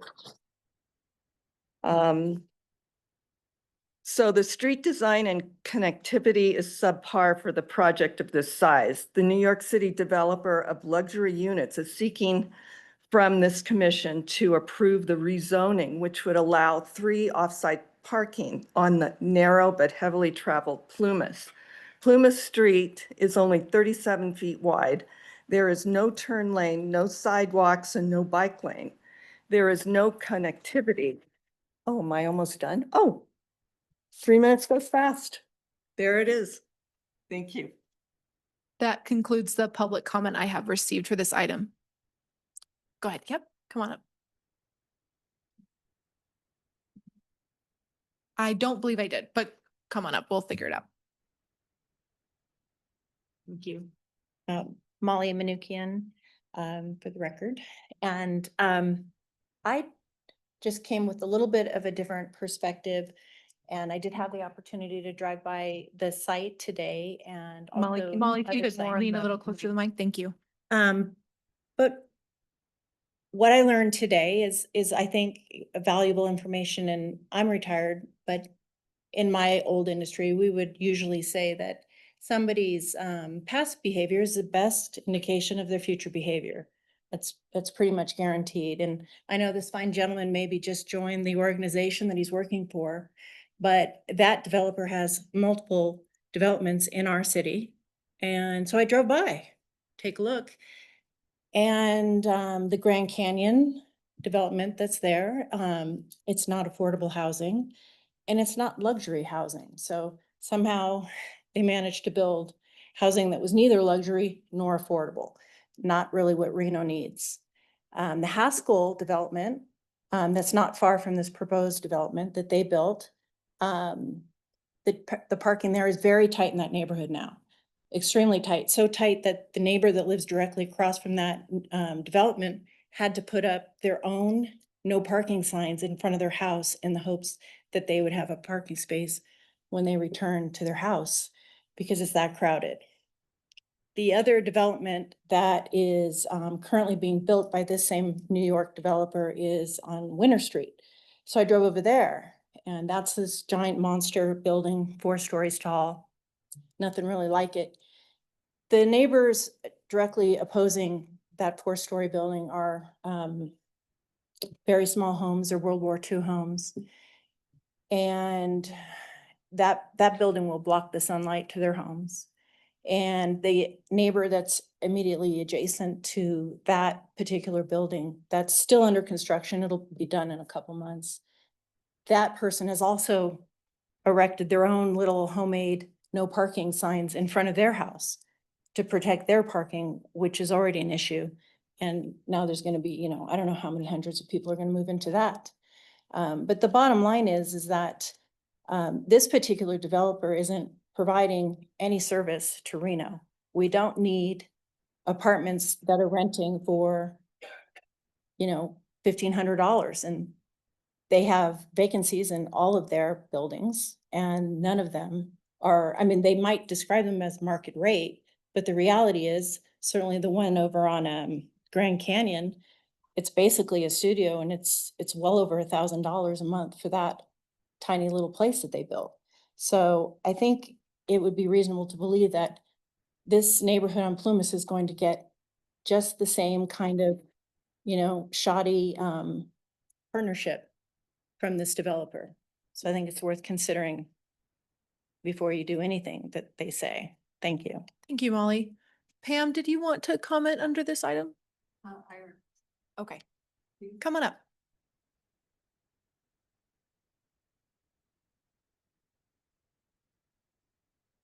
Please state your name for the record.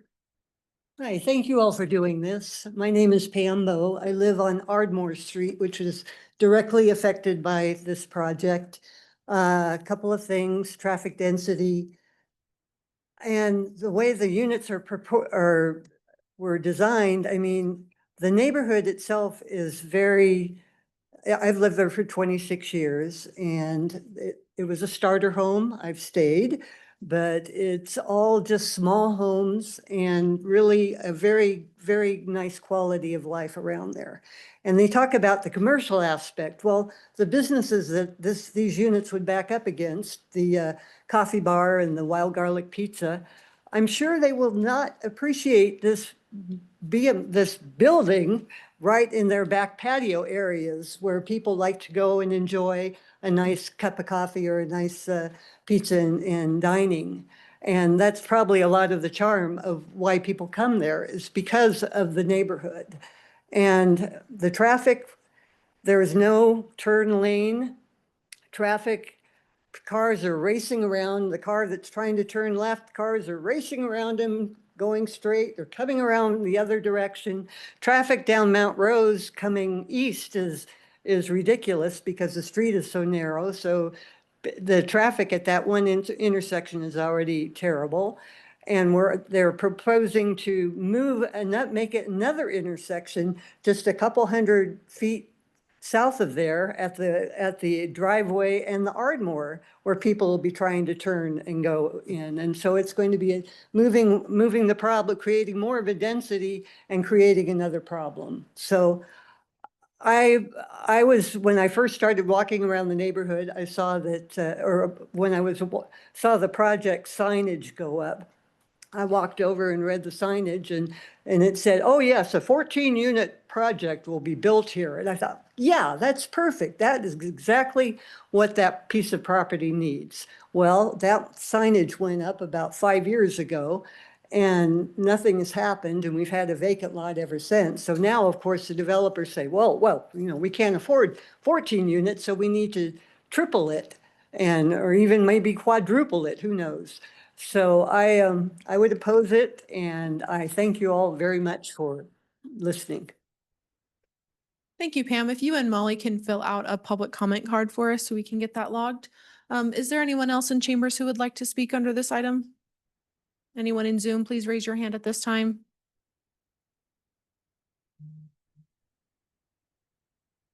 All right, seeing none, I think we can move on. All right, Sean McCoy for the record. Thank you everyone for your comments. Thank you for the presenter. I don't know if you wanted to come back up and have a final statement or not. I didn't offer that last time, but that was on me. But yeah, we can go ahead and close out this item then and move on to agenda item C. Board, commission, committee member reports and announcements. And again, this is limited to just items that aren't on the agenda anywhere else. So just kind of keep that in mind if there are anything. Just looking here across the board, I'm seeing a lot of head shakings. Okay, we'll move on to agenda item D for future agenda items. Yes, I have one or two. Yes, two items. One was a good suggestion from one of our attendees regarding the coyotes being killed and shot out with 60 shells. Thank you for telling and sharing that. I don't know, does that tie into your ordinance project, Naomi, perhaps? Just to bring everyone up to speed, so the city of Reno passed a resolution to prohibit coyote killing contests, but coyote killing is allowed. The problem with what the gentleman brought up is that you may not shoot a gun within a certain density of development. So in Reno city limits, you cannot shoot a gun. The county also has limits, 1,500 feet, I think it is, from any home or development. So I think that we have a violation here. I'm going to have to get with this gentleman. There's already laws that deal with this. So the coyote killing resolution, just to be clear, was to not allow contests. And these contests right now are being held right on the city-county boundary up in North Valleys. There was a bar there that was sponsoring the contest. I think they moved the bar. But I just want to note that Clark County also passed a similar resolution. It does not affect who can kill a coyote in Nevada. It does affect whether you can offer prizes, and the prizes were offered for greatest weight, number of animals killed, moms and babes couplets. I mean, it's really, for me, the reason I sponsored it, it was very heart-wrenching, cruel, and not really in keeping with our moral standards, just to go kill animals. So, but no, that resolution does not apply. He's not having a contest. He's just being a one-person killing machine, it sounds like. So we have to deal with that. Thank you.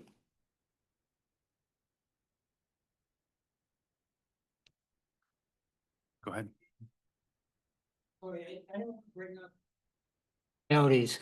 The agenda item I'm trying to address, the coyote is killing is about gunfire in the city. In the city, right. So the gunfire in the city, now this occurred on Cashel, and I'd like to bring an agenda item up. There's a parking lot that the city uses for staging on Cashel. I don't know if you're familiar with that. Right, I think that's a good thing to bring up. I'd like to bring up for agenda item to put fencing there to keep people out of that area. Right. Not only because of the shooting that went there was fireworks going on Right. there recently, and there's a lot of loitering and drinking and Right. trash being disposed there. I think we could very easily put a barricade up there and the city uses it for staging and a gate. So Yeah. I'd like to get that on agenda. item Right. for So I think discussion. it's a really appropriate for neighborhood board to talk about something like this, a change on city land that would help the neighborhood be better. So I think it's very appropriate. Great. I had one other item, if I may. We just heard a really great presentation on dark sky, which would be very impactful to our neighborhood. It talks about outdoor lighting and limitations and how lighting should look on your homes and shopping centers and things like that. So I was hoping maybe we could get those same folks that Yeah. came yesterday, dark I sky. think that's an excellent idea. So I gave a talk yesterday about wild horses and the project that we're doing on fencing. I gave it to a new group that is like a community talk. It's called Our Community Talk Lunch. It's held at the Elks. There were 2 presentations, mine, all about our fencing project, and then the other was on dark skies. And there definitely probably needs to be changes at the city, and it starts here.